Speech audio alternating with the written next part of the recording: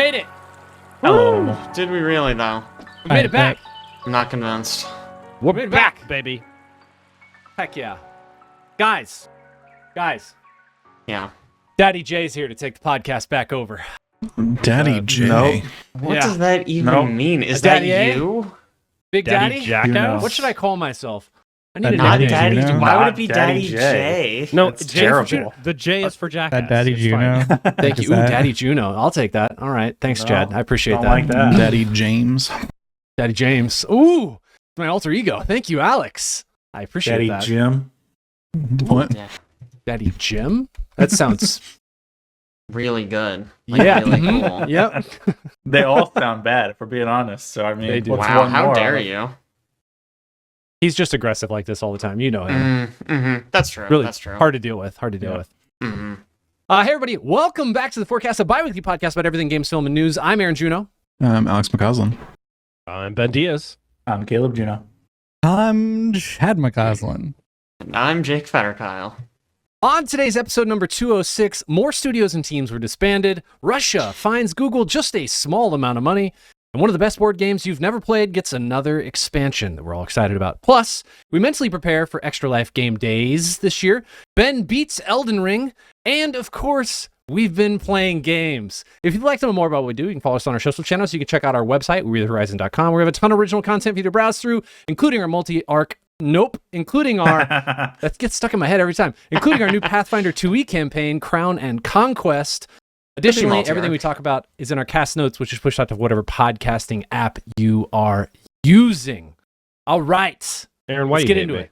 Why you do this to me? I thought that's what your You've been text gone meant. for so long. I thought You that's come what back your, and you do this to me. No, I thought that's what your Discord chat meant. Cast today? I thought that meant I'm prepared. I'm ready. I've finally beaten Elden Ring. That's everyone in the Elden Ring lore knows that cast today means I finished Elden Ring. Yeah. That's what we say to each other. Ah, so this is a miscommunication. I see how it is. Alex has been lying to us for months. Got his ass. Oh, man. Let's get into podcast stuff. I want to start this off segment right off the top just to talk about Extra Life Game Days with an S, which is happening this year. We're not doing a 24-hour stream this year. In fact, we're doing 2 days, 30 hours of streaming. Starting on this Saturday, November 2nd, we'll be streaming from 9 a.m. to midnight. CST, not EST. I don't know why I wrote that there. And then also on Sunday, 9 a.m. to midnight CST. We're just switching time zones, first day, second day. Yes, yeah, sure. Yeah, just to add some confusion. If you've ever joined us for one of these before, it is absolutely the most fun that we have every year, except for when we're done, and then we're all exhausted, and we have a miserable next day. Hopefully that doesn't happen this time, because we're not staying up for 24 hours straight gaming. I don't know. Well, you're not staying up for 24 hours straight. I was just going to stay up. Alex is just going to stay up the entire Yeah, time. those of us who are Yeah. cowards are just going to keep playing through Wow. that first Damn right. nighttime. This is going to be All a right. 39-hour stream right here. Uh-huh. Ben. Yeah. How much do I need to donate for you to just keep going from midnight until the following midnight on Sunday? Ooh, that's a really good question, because there's a dollar amount where I'd actually do it. Think about it. Think about it. Think about that. It wouldn't go well Um, for me, but I think I could pull it off. I'll do it. You'll 50 just bucks. do it just to say you can do it. What'd you say? 50 bucks? is what he said. I'm about to donate $50 right now. Holy cow. You gotta ask for more than that. Yeah. It's $1,000. $51. $1,000. You already said 50. You're already committed, my guy. I just wanted to note a couple things. Obviously, we love playing games. We're going to be playing things we've played in the past, like Human Fall Flat, where we just absolutely pummel the puzzle until we beat it through brute force. We don't solve anything. We're going to play Monster Prom, which we play every year. We have a blast doing that. We're also playing some new games, and we're going to play some games that just probably shouldn't even exist anymore, except for communities keep them alive. And so we're gonna try and play one or two of those. See what happens. Also, we will have games that Alex has suggested and inevitably become the worst game of the entire stream. It's just I'm going to have no sneakers this year. Confirmed. we'll see. We'll see. Mhm. No More Room in Hell 2 is still on here. Oh, I Still forgot see about it. that one. I still I mean- think I'm going to commit to say Last Train Out of Wormtown will be fun. You mean Tremors Return Wow. to Tremors Town? Yeah. Yeah, we Which can't is- call it Last Train Out Which of is Wormtown. when we were planning the one that you were like, okay, here's Alex's weird stuff. Allegedly. Anyway, come back, check us out 9 to midnight Central Time, both Saturday and Sunday. We'll be playing. If you want to donate, everything that gets donated goes to Extra Life, which is a part of Children's Miracle Network. We do this every year to raise money for them, and we've raised, I forgot to look up a total number, but last year we'd raised over 27,000. We've already raised 7,000 this year, so we're close to 35, which is pretty freaking impressive. A couple of us participated in Extra Life United and won some money, but we would obviously love to hit our $10,000 goal, so stop by if you can. Love to hang out. We'll also have, some fun, cool little interactive things like a spinny wheel. You can make Alex take a shot of something. Hot sauce. We have a spinning wheel? Oh, we do. Yes. Oh, now I'll show you. We'll get to that technical test later. Okay. Everybody gets some also- hot sauce and some Malort. Yes, that's going to be the only thing on the spinning wheel. Just those two things. It's going to be 90% hot sauce, 10% Malort. And then there's a tiny sliver that's both. Yo, just mix it together. Yeah. To Can be you fair, it's imagine, probably like- better than just Malort. Well, you're only going to taste Malort still, but it's going to be spicy Malort. True. Gosh, can you imagine hot sauce that's Malort flavored? Like ashtray hot sauce? That minty ashtray hot sauce. Absolutely Yeah, not. just some Malort buffalo wings. That's disgusting. Anyway, stop by, check us out. Please donate. We'd love to say hello. Also, right off the top, Chad, do we have a community question? A little CCCP action? We do. Ooh. So, a couple of us have been playing Black Ops 6 Zombies, right? Yeah, a few of us. So this question comes from Zombie Killer 99. And it is, where is the best place to hold up in a zombie apocalypse?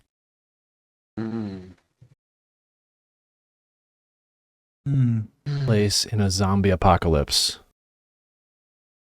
That is a tough question.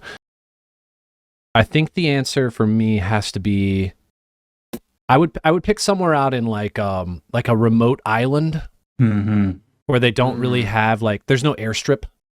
Maybe a boat can get there, but no airstrip. We'll say one of the small islands in the Marshall Islands. I'm pretty sure I can fish and survive, and I bet there's rainfall to collect water. I'll be okay. Just hope it doesn't turn into Dead Island. Yeah, that would not be great. Hopefully, if a boat crashes there, it's got a couple zombies. I can just kill those couple zombies. There's no other humans on this island except for the 6 of us. So as long as you guys don't get, bitten, we're fine. I got bitten before I came to the island. Ooh, Sorry. yeah. Jake! And he's hiding been hiding it. Mhm. He's been hiding it. Too. Classic. Love that trope. My favorite. Man, I Always just said wanted to be it's- that trope. I just said that it's the 6 of us on this island. Now I'm trying to imagine in what scenario specifically the 6 of us end up Yeah. on a small island. We're on our way on a flight, a very small flight to PAX West or to a PAX Prime. Yeah. This And we podcast took- becomes successful. We actually have a studio. Ooh. Oh, we got that PAX Prime panel. We got that That's We where it panel. was. got our own. Yeah. Oh. We get the panel, and in celebration, somebody books us. Like somebody has a friend who's also a pilot, and he's like, "Oh, I'll take you guys."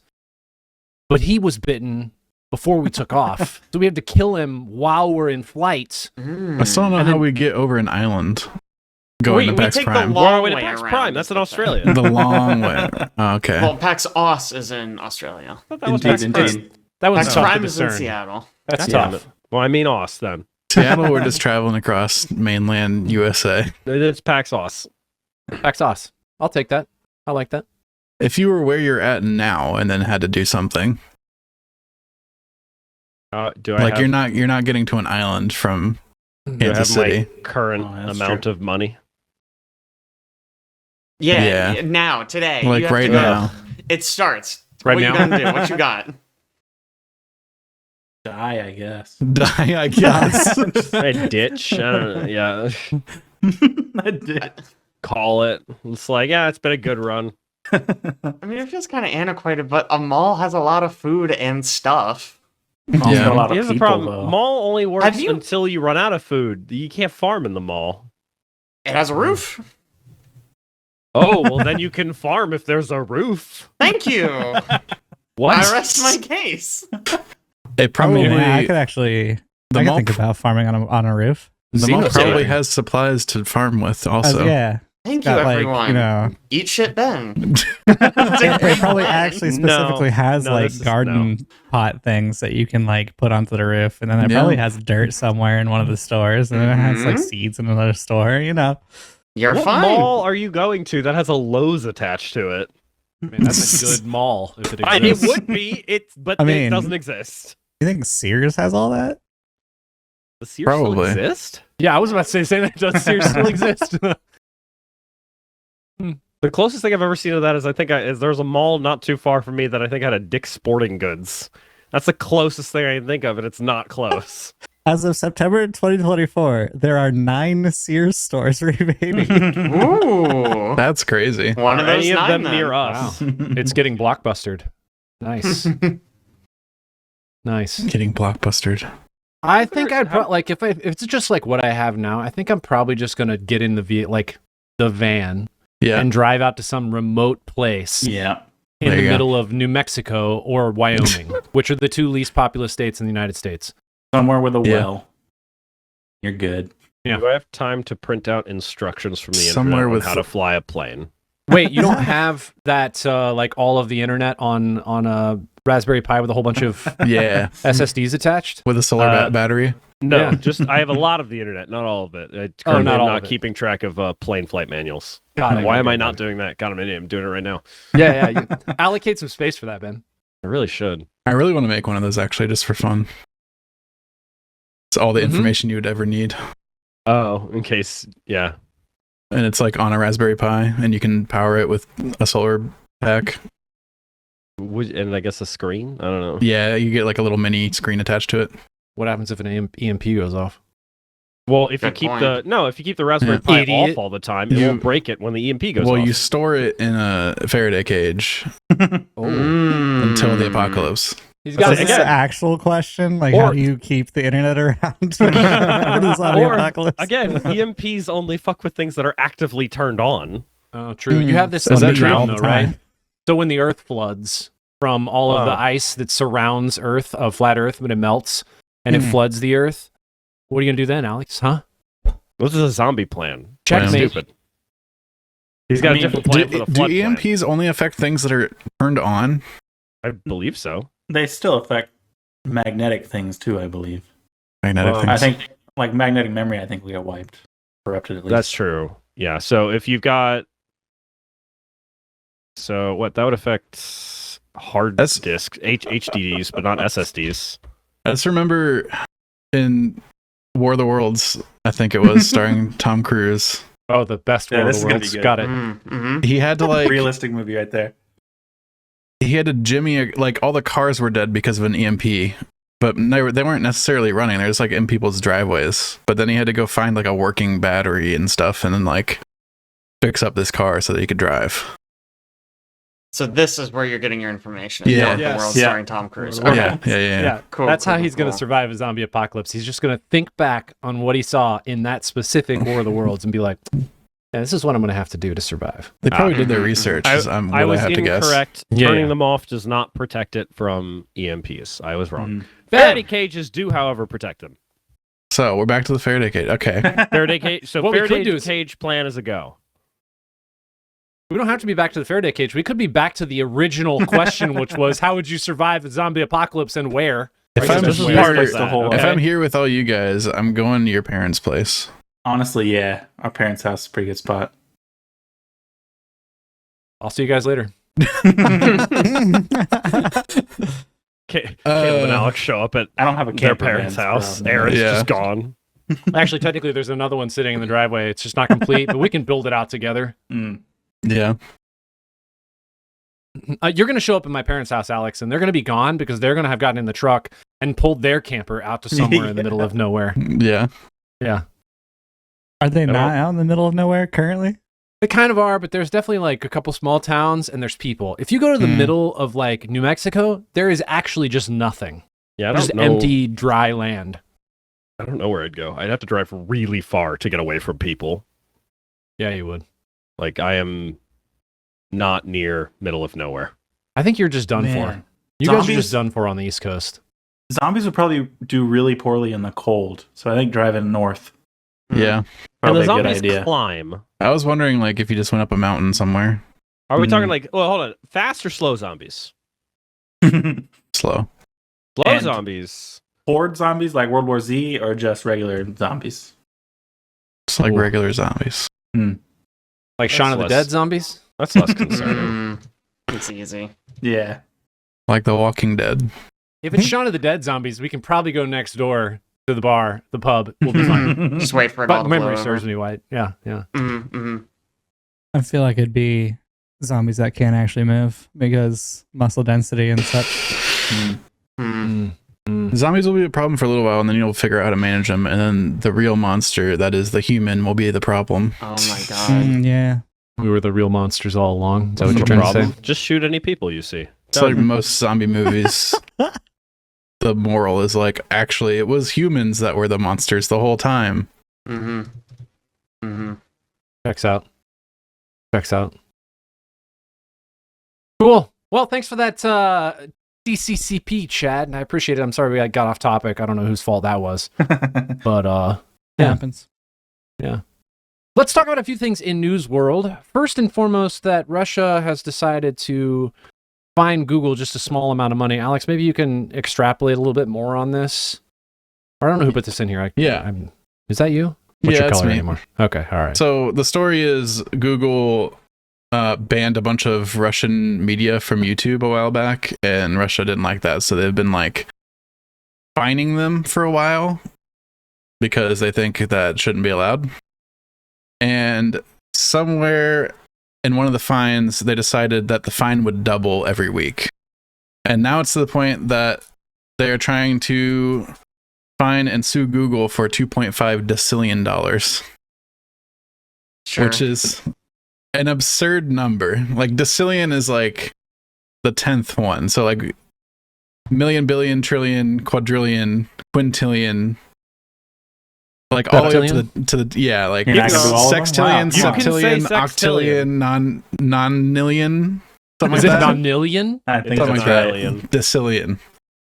So yeah, it's just an absurd number of dollars, because like all of the money that exists in the world combined doesn't even put like a dent into that number.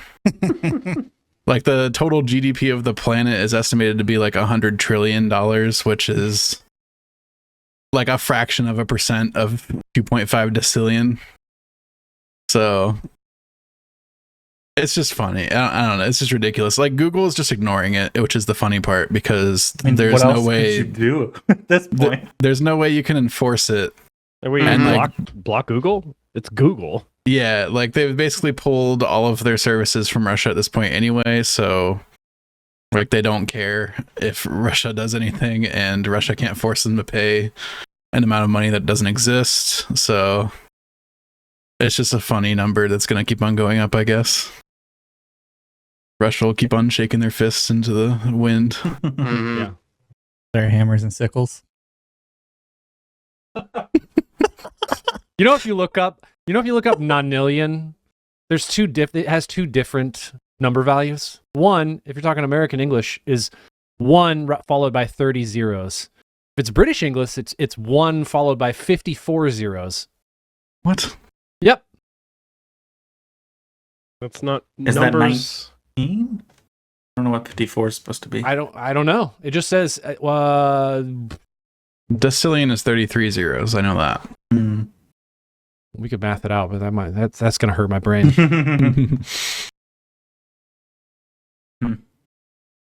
Oh, that makes sense. Huh. Weird. A decillion's a lot of money, I guess, is the moral of the story here. Odds that That's they an pay understatement. anything ever? Like 0. Yeah, okay. All right. Cool. Is there something that's like an alternative to YouTube in Russia? Probably. They have their own search engine. I know that. That's not Google. I don't know if they have They probably have some video hosting site. I don't know if it's the same company or not. Rumble. Use Vimeo. I think Yandex is their like search engine. Hoping it was Ask Jeeves. Well, Google, while they are gonna not get fined, Microsoft, one of the other tech giants, has decided they're not gonna get fined either. So they might as well raise how much their CEO is being paid. Yeah. This makes a lot of sense during this time, right, Ben? So I want to just open this up by reminding everyone that Microsoft, in the last year, has laid off about 2,500 people. Okay. And they decided that, they're doing good enough this year after laying off 2,400 people that they're going to give their CEO a 63% raise. I mean, how much was he making? 50,000 50,000 a year? That's not, I can do some math. I know after the raise, he's making 79 million a year. Oh. Jesus. It's Why do you even it's need that much? It's like, what? You just gotta lay a bunch of people off, be like, oh man, we're not making enough money to justify these people working here, but like, definitely making enough money to give this guy $80 million. It just gets to the point where it's like, what could you ever possibly do with that amount of money? It's kind of insane, and I saw that news article, and I gotta bitch about that because it's dumb. I wonder, so we've talked about layoffs multiple times from a whole bunch of different studios. I wonder how many of those studios throughout this year have given a pay bump to any of their C-suite execs or director level execs at those companies after layoffs, because I bet the number is higher than we would guess. Yeah. What a time to be alive, huh? Capitalism, baby. Capitalism. Okay, well, that's all in news. We don't have to be depressed about CEOs making more than us. Let's talk about something we are excited about, which is spending money, all the money we definitely have on a new Root expansion. Yeah. So they launched a Root Kickstarter. This is a little bit old news now. But there's 2 new factions coming out. It is I should have pulled this up. It's like bats and frogs. Ooh. The frogs, it's the frog diaspora, I believe. Ooh, that's good. And it's the bat, like the Nocturnal Assembly, Twilight Council. Okay, Twilight I was Council. close. That's a much Yes. better name than what That you is were a good going to say. name. Twilight Council. Mm-hmm. The Dude, Lily so- Pad Diaspora. Lily Ooh. Pad Diaspora. Oh, Lily Pad excuse me, Diaspora. yes. The That's- Knaves of that's better as Deepwood. There's a well. third one. Oh, I didn't see the third one. Interesting. Are they? What are the knaves? Are they? They look like skunks, maybe. Yeah, the picture on the Kickstarter is a skunk. Hmm. It's just, So, okay, I do they don't know have any, anything like- about those ones. do they have any early details on like the play Yes. style? Because that's what I Uh, love about Root is how different the factions play. So they did actually talk about, they did like dev design like things that they sent out, like a design diary essentially, where they were talking about like how they were trying to figure out how they worked. The Lilypad Diaspora actually add a new suit into the game. You can put like a little frog token and change the suit of a clearing, and it sort of changes the way people interact. Because it has like 2 sides. You basically have like a peaceful frog side and an angry frog side. And it like affects that tile, because obviously people who play using the suits are going to be different. And then the Twilight Council is sort of interesting, because their sort of meta, like, narrative reason for being there is they are trying to, like, stop all of the fighting. So they declare these, like, edicts that they somehow use to try to influence the board. I read the design diary on this one, and I read a lot of things that they decided they weren't going to do, but I didn't feel like I got a really good handle on what they ended up with. But it sounds very interesting, and I didn't know the Knaves of Deepwood existed until 10 seconds ago, so I will read this design diary while we talk about something else. Or Alex read it faster than me. I've only read a little bit, but they use 3 of the Vagabond character pieces and meeples, and it says they reconceptualize and expand on the Vagabond. Oh, Jeez. that's nice. for anybody who listening to this has never played Roots, it is kind of a masterpiece in its own right for game design, because I've never played anything that is so asymmetrically unique between different play styles of like your character. In this case, it's different factions, but they're so unique, and yet somehow every game I've ever played is close. There's like maybe like one or two people who win, or like get like ahead of the rest of the pack, but every game I've played feels competitive. Yeah. It's always like, man, Every if you would have game? let me hit my turn, I would have won. I mean, you can't play the Riverfolk, Caleb. It's just part of it. I love them so much. They're my Ben favorite won with faction. Riverfolk first time he played them. I don't know. Wow. Caleb They're can play so around. good. I think Caleb's just bad. I don't know. They're bad if no one interacts with you because they feel like not interacting. Have you tried being more likable? Yeah, I wouldn't have interacted with you either, honestly. Exactly. Are you just asking him in general? I mean, for the game was more what I meant, but sure. Yeah, sure. Also, Chad, I love this cat cam. And, Yeah, it's really excellent. it's the best. It looked like he was about to fall asleep for a second there. Anybody who's only listening to this podcast needs to go watch the. Do we post the videos of these, right? Oh, yeah. Never. Okay, can we post this one because they need to go on and watch this cat? It's adorable and it's orange and I love him. What's his name? His name's Flynn. Flynn. Oh, Flynn. Was Flynn Love watching you. us? He heard his Are we name. on the He's central like, monitor and he "What's was watching us? Flynn. I was moving my mouse back and forth. Flynn is No, a sweetheart. He looks so cute. Sorry, I've derailed the podcast for cats. It's okay. We're used to it, Ben. Yeah. Okay, moving on. I wanted to talk about two things in film world. First and foremost, I don't know if you guys have talked about Joker 2 at all. We haven't. Why? You have to. Why would we? Yeah. I'm just we interested. should. I'm not to. saying, like, has anybody ever even seen the first one? Yeah. I saw the first one. No. Okay, saw the first one. But Pretty you good. didn't see the second one. Correct. Neither did, like, all of America, Yeah, apparently, I mean, so it that checks flopped out. so hard. Yeah, I just wanted to talk about two things that I find interesting. One, the style, like what this movie's type is called, which is an American jukebox musical psychological thriller film. Those are words. That's just That's like how. Is that how other people describe it, or is that how you describe it? that does sound like an Aaron description. That's totally me a description. No, this is I'm reading Wikipedia right now. Oh, I Good see. I old see. Wikipedia. Did you edit the Wikipedia page for this film? I did. Okay. Function 11, and I just like edited on the fly. So if I have to show it screen share with you, you'll believe me. But it's there, I promise. Yeah, American Jukebox musical psychological thriller film, and I wanted to bring up. Jake already mentioned this, but this movie's flopped so hard. Last I checked, it was sitting about a 33% on Rotten Tomatoes, and they were about estimated to be 150 to 200 million dollars short of breaking even. Which, you know, that's a little bit of money. I guess in the grand scheme of the whole arc of Joaquin Phoenix's Joker, they're still in the green because the first movie had a budget of like 50 million and they made Sure. over $1 billion on Oh it. my god. That one was Why a pretty was- good movie. Why was the budget for this one so much higher? Lady Gaga's in it, my guy.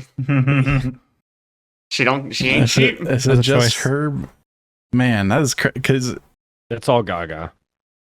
the All of budget you're talking about for what they're missing in this movie is like the budget of like an Avengers movie or something. Right. I think That's crazy. the first film was, and I could be misremembering this, but I'm pretty sure it was filmed in like a short period of time. It didn't have a lot of people in it, and it was shot like mostly on location, and they didn't use a lot of like additional stuff in it. So they didn't have a lot of set setup. They didn't have a lot of extras. And this movie apparently has like a ton of stuff in it and a ton of stuff going on just in general. Plus, yes, Lady Gaga's in it. Joaquin Phoenix, I'm sure, wanted way more money for this movie considering how much he probably made on the first one. If it were a $50 million budget. Right. I don't know, man. That's a lot of money to lose on a film. And it's also a bold choice to completely change the style of film for a follow-up to a movie that made $1 billion and be like, all right, we got this. Bold, yes. Good, no. Yeah. You know what I find interesting about Rotten Tomatoes is that both the critics And the audience agreed that it was a 32%. Wow, that's And rare. if you look at Borderlands, Hmm. because I was like, I wanted to see where the range was here. The audience is like, it's a 51%, and the critics are like, listen, this is the worst movie I've ever seen. It's 10%. Mhm. Like, it is so bad. Mm-hmm.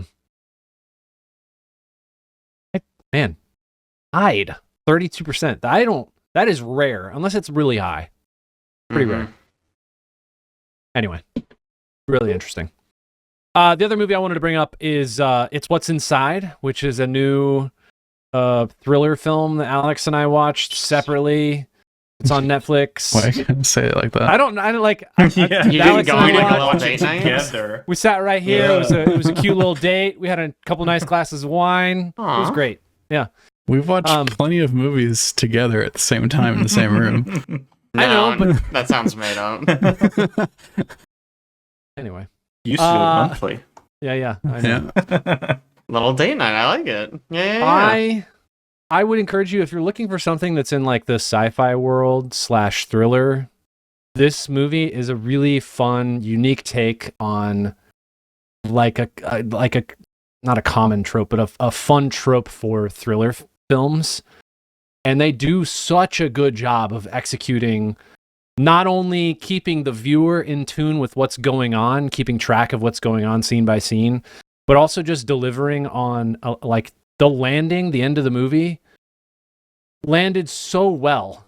Like you can walk away and you're not like unsatisfied, you're not frustrated. It's very much so just like a quality landing for like a really great thriller film. Alex, I don't know, maybe you had a different opinion, but It's just like it's a cool, fresh concept that manages to like do what it wants to do and not overstay its welcome and nail the ending of the plot, I think. So it's kind of rare. They do a good job. It's What's Inside. It's on Netflix. Check it out.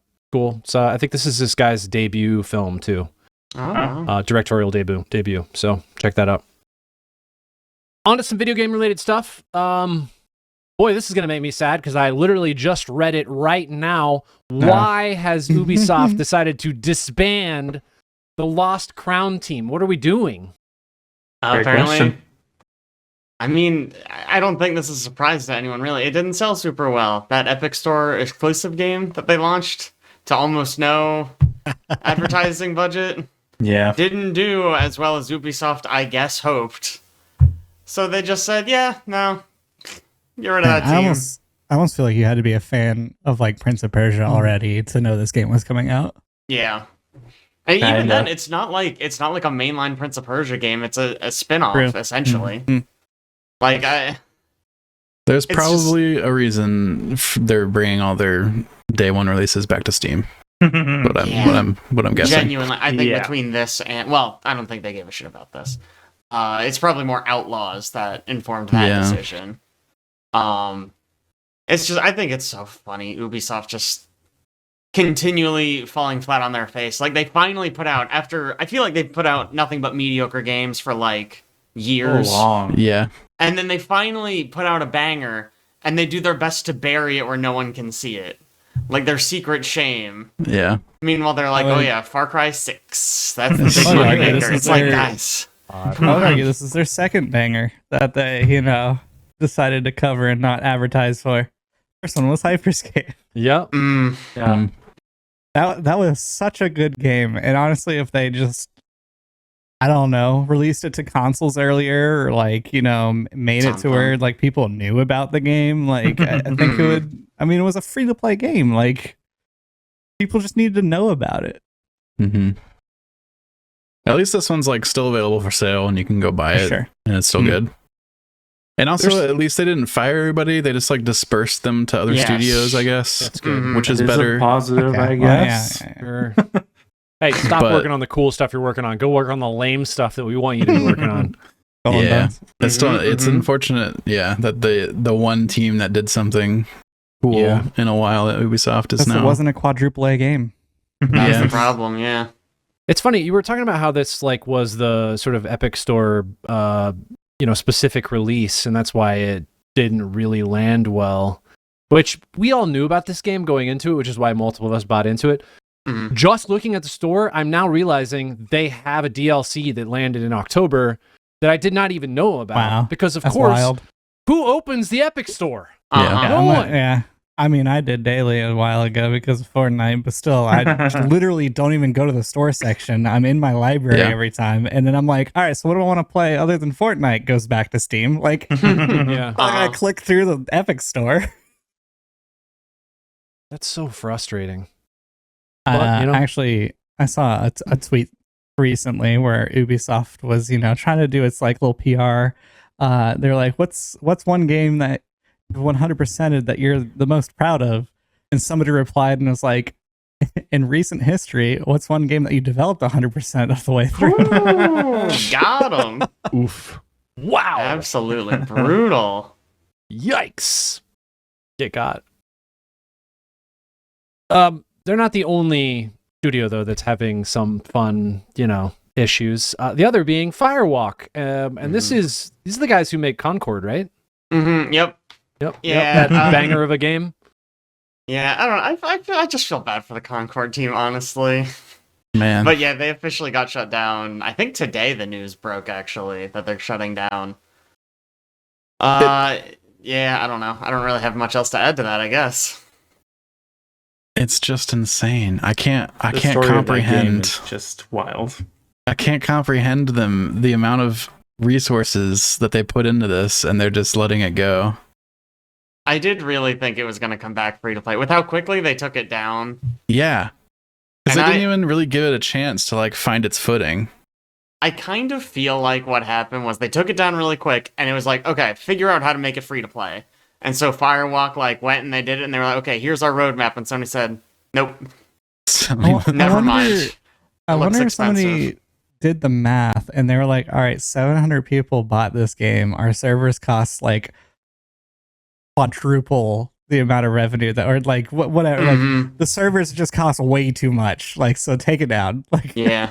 Look, I'm sure Sony has like server farms they have available Hmm. that can spin up and down Concord servers as needed, and it wouldn't like cost them a ton to do that. you would think, right? I don't know. They spent in excess of $200 million acquiring the studio for this game. Listen, they just want this to be swept under the rug. They don't want to ever talk about this ever again. They And want us to forget. it's just the craziest story I think I've ever heard in video games. Just like It's the craziest timeline, and like all the things that how happened along fast the way. it happened. Yeah. It's nuts. Like you talk about, oh, here's a game that is not going to do well. Probably next year they'll shut it down or whatever. 2 weeks? Yeah. 2 weeks is unheard of. Do you think Sony, like one of the people in charge of just specifically this division, got wind that because the all-time peak was less than the launch day peak of Gollum, they were like, guys, Yeah. this is embarrassing. We have to Pull the shut this plug. down. Yeah, just while we're ahead, shut her down. Man. People memed it too hard, maybe. Man, You know what I bet it was? So I bet it was confident. your review, Alex. I think that's what caused it. Yeah, somebody listened to the They were- podcast. It's crazy now because I've played like an hour of that game in beta, and it's like I'm one of hundreds of people Yeah. in the Hundreds. world that's ever Hundreds touched of Concord thousands. or ever will Hundreds. touch Concord. Yeah. It's lost to history now. I thought for sure it'd come back free to play with a ton of microtransactions. Mhm. It is like set up for it. I don't understand what they would like. People are like, oh, it would probably take too much work. I don't understand how much work it would take because there's already like cosmetics built in and like all this kind of stuff. They just had Too it much- like too much freely work, Doc. available or available through grinding in the game. Like switch Mhm. those values around. Oh, just make it to where nothing can be grinded anymore, and then Mhm. everything's a microtransaction. Also, we Like have anything that. Anything that you could unlock through like a free battle pass or something, nope, that's paid now.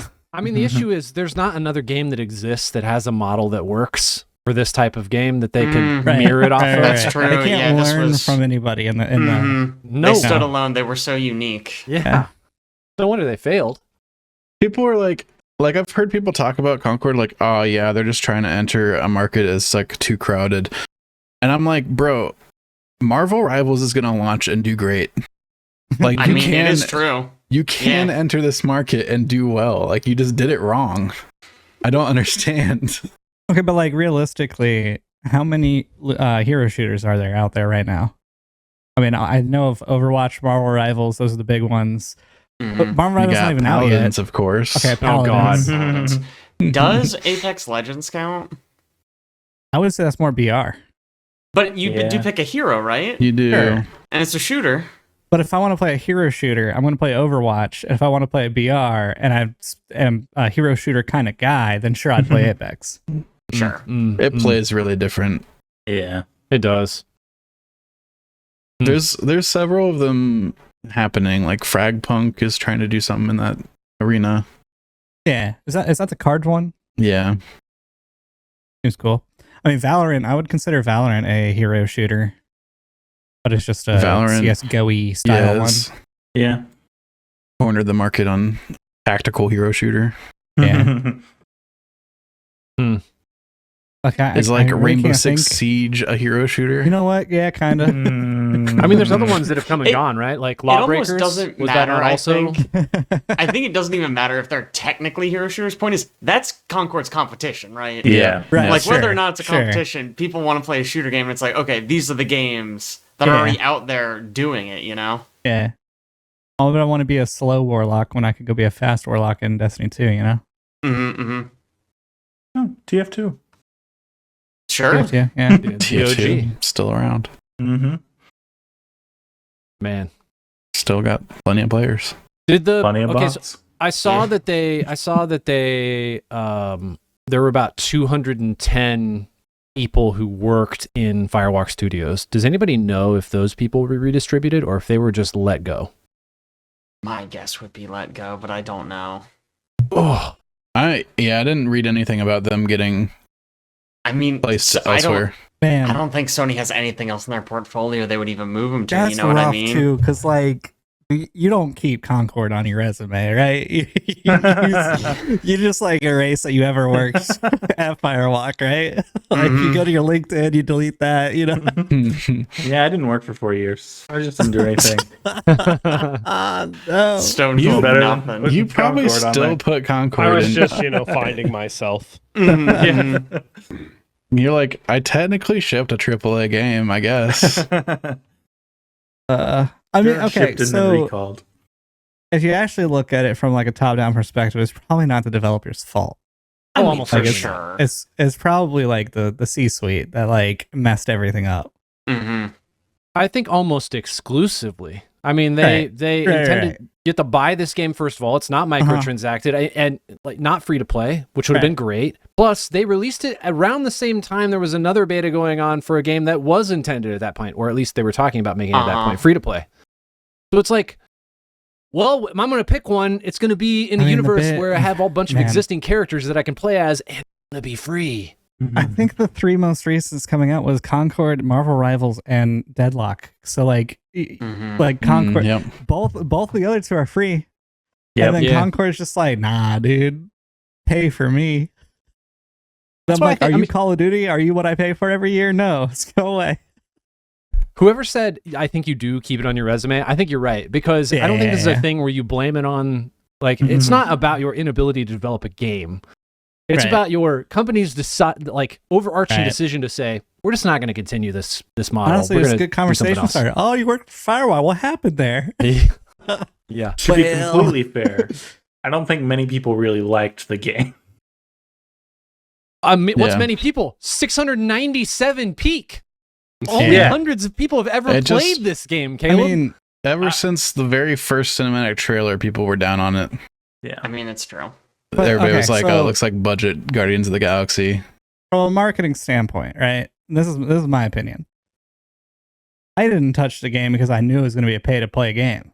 Like even if there was like a closed beta, open beta, like I'm not touching it because like I don't want to pay for a hero shooter when there's Overwatch and Marvel and other things that, I want to play right now. So like, I bet you a large majority of the people who did not play the game were similar in thinking of just like, there's other things. Like, why would I pay for Concord?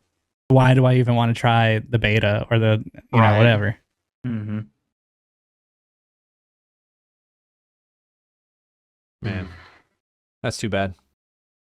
Yeah. Oh well. A couple other things in video game world.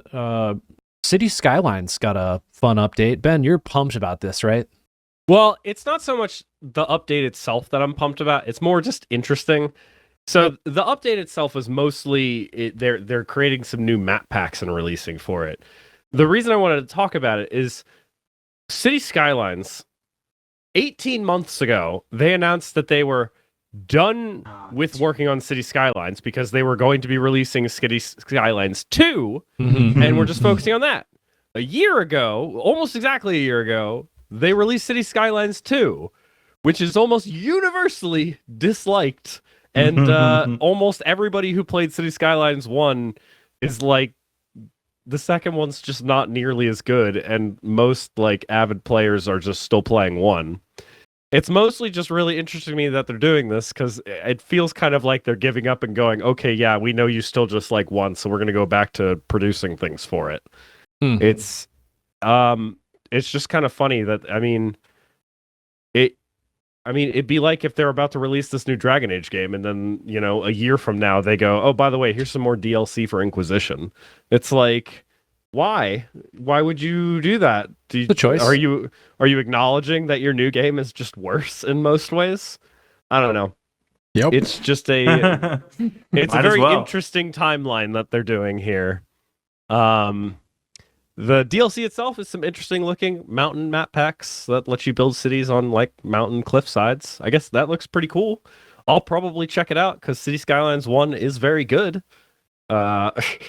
But it's very good, and it's going to be a 10-year-old game next year.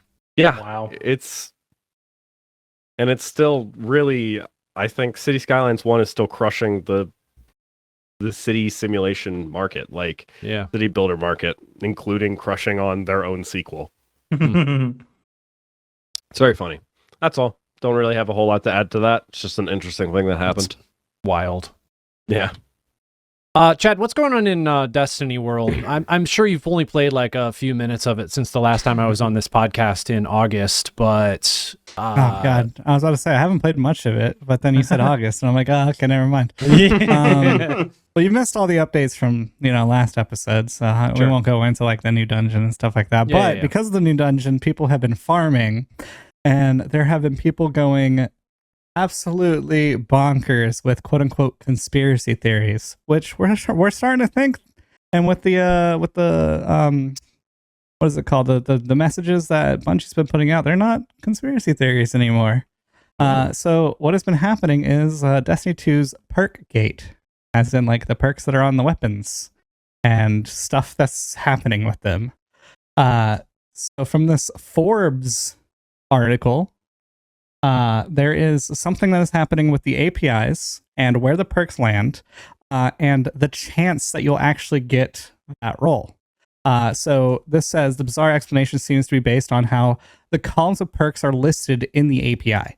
If the two perks are next to each other, one space diagonally away, it's a 1 in 24 chance of getting the pair. You're like, all right, cool, yeah.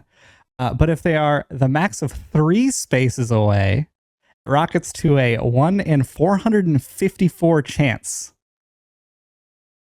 So basically, if you're looking at Rough chance. the list and you're looking at 2 perks that you want, if they're like 3 spaces away from each other, don't even bother trying to farm it because something in the API is messed up to where it's just like never going to land there. Wow.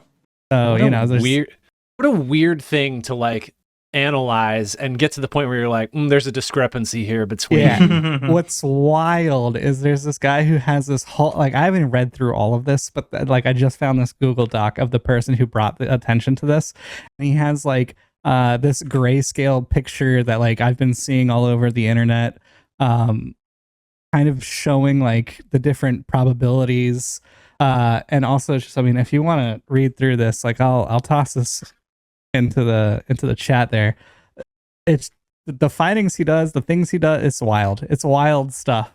This dude had a suspicion, and he started cracking down and farming, and man, which actually, I mean, I can kind of lend him some of my scientific research, which it took me 322 times to get my 2 perks to roll together.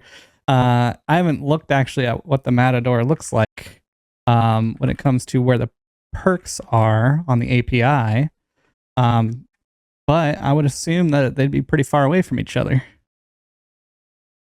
Which is threat detector and opening shot. It's only 2 spaces away from each other. I should have been able to get it in a little less, but you know. Well, you're just unlucky.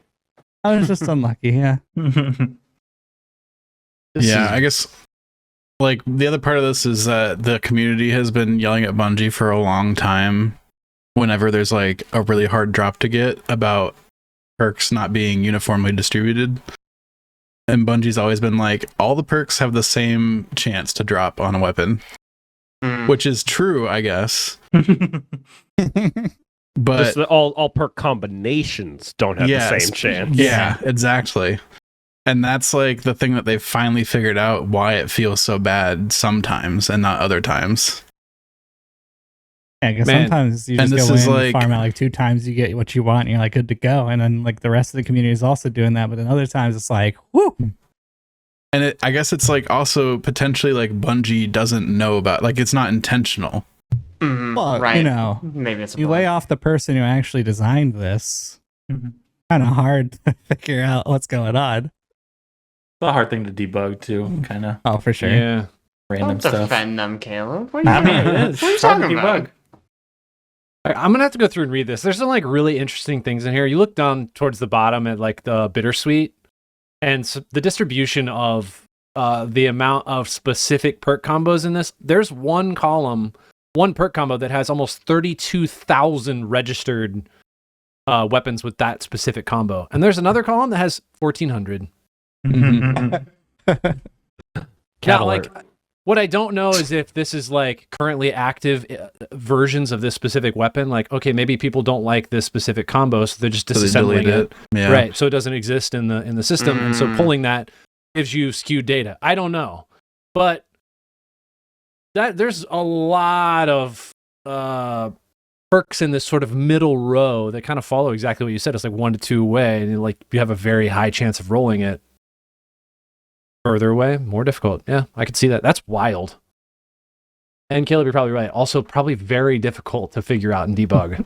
Yeah, I mean, the only way to really do it is to just like spawn a bunch of them and count them all and do some statistics and determine that it's not correct.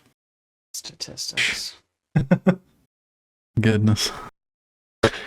Last but not least, in video game world, I want to talk about this real quick. Is Nexus mods with some policies on paid mods through the system. Ben, this sounds strange because I'm wanting to use a free mod to mod Oblivion. I'm gonna have to pay for it now. Like, what's going on? No. It's mostly so Nexus mods has ever since games like Skyrim have released ways for people to show off mods and actually get paid for it. Nexus mod has kind of had this back and forth conversation of how they want to handle situations like that, because Nexus mods has always been pretty firm on stance if we want all of the mods on our site to be free. But there's been a lot of back and forth on how they want to interact with those paid mods. So after it's kind of been a back and forth for years now, and they've finally released some. These are our policies on how we're going to handle this, which is a couple things. One, I mean, they're still only allowing free mods on Nexus Mods' website directly, but they are allowing people who release free mods to link to other locations if they have paid mods. So if you have a paid mod, say in Skyrim's creation market, I forget what it's called right now. Then you are allowed to link to that from your page of other mods you've released on Nexus Mods. However, they've got some other rules for it. You are not allowed to post a free mod on Nexus Mods that is a demo of a paid mod. So you can't make a paid mod and then go, oh, I'll release a free demo on Nexus mods. Not allowed. I like that. You're also not allowed. This is the one that more people are kind of questioning and upset with. You are not allowed to release any mods that are patches or have dependencies of other paid mods. So let's say there's creation content for Skyrim that's something cool on there that's a paid mod, and it puts in new content in Skyrim, but it's a little buggy. If you release you are not allowed to release a free mod on Nexus Mods to patch that paid content on Skyrim, because it is fixing, or you are releasing a mod that is dependent on a paid mod. Now they do say that does not include stuff that is released by the developer themselves. So Skyrim, they call it specifically, if you buy there's so many versions of Skyrim. I want to say the anniversary edition, then that actually comes with some paid Creation Club content that was released by Bethesda themselves. Thank you. Blanked for a second there. So that is excluded because it's actually created by Bethesda. You are allowed to release patches for that. But Interesting. if somebody wants to release a mod that changes what the horse armor looks like, can't do that. Horse armor is released by a guy, or I think, example. So they're trying to prevent encouraging of people to leave Nexus Mod site and go buy mods elsewhere. I think that's what it sounds like. They're trying to. They've basically said they want to keep. Their goal is to keep modding as open and available to everybody as possible. Yeah. And it sounds like they're trying to do that by cutting down on mods that have paid requirements. It seems Trying like to be their like, whole goal is everything on this site is completely free, and you can download any of it and use it for free. They don't want any situation where it's like, oh man, there's this really cool mod I want to download. Oh, but in order to use it, I got to pay for this mod on this other site. You know, it seems like that's kind of their goal to cut this down. Interesting. The biggest feedback they're getting right now is a lot of people, because there has before this, a lot of people have released like patches and fixes and things for paid mods that were released on other platforms. You know, because they're not always great, and sometimes people are like, oh, here's a patch that fixes that. Now, a lot of those content creators are like, do I have to pull these off the site now? Like, I'm not charging for this. This is just to fix another paid mod, but they're kind of complaining like, do I have to pull this now? Can I not put it up there anymore? And I don't think they've responded yet. This is news from basically yesterday. They released all this stuff. So it's pretty new. I think this doesn't really change a whole lot with how the site's going, but I think, in my opinion, this is a good policy to have. I like that they're trying to sort of enforce, listen, if you're going to make mods, you need to make them available to everybody. You can't pay gate them behind other, even if you can't put a paid mod on our site, you can't, pay gate them from other sites. It does kind of seem like they're just like drawing a line in the sand. They're like, look, we get it. People want to charge for mods, but here's the deal. If you want to do it, you got to do it on your own site. And we don't want any tool on our site that would be an encouragement to have people leave to go buy mods. So you can't put demos on here to encourage people to go spend money elsewhere. And also you can't be like, ooh, I released this thing, but it's got a bug. Maybe somebody else will fix it for me. And then they can host their, bug fix on Nexus Mods. And all of a sudden, we have another redirect to go to somebody else's site to buy another mod. So the other type of release is like you have a mod and there's a paid mod that exists that people want to use, and something in the paid mod breaks your mod. So you release a compatibility patch. That's another issue that relies on. Will be a problem, and that's excluded they're too. They're not. Yeah. If you read their policies as written, that would not be allowed because your compatibility mod would have basically a dependency on this paid mod. So these are that's some of the stuff that people have raised in the last day since this was released, to be like, hey, what can you, and literally since the last time I read this article, it looks like there's a update to it already that says that Nexus Mod has come back and said basically they're working on more lenient rules for games that have something like Bethesda's Creators Club program, where it's literally like part of the game launcher you can get mods. So it looks like they're still working on dialing in exactly where they want this to be. It's almost like if they, I don't know, polled the community on what the best approach to policymaking for this specific type of paid mod development on their site and how that use that feedback to write policy.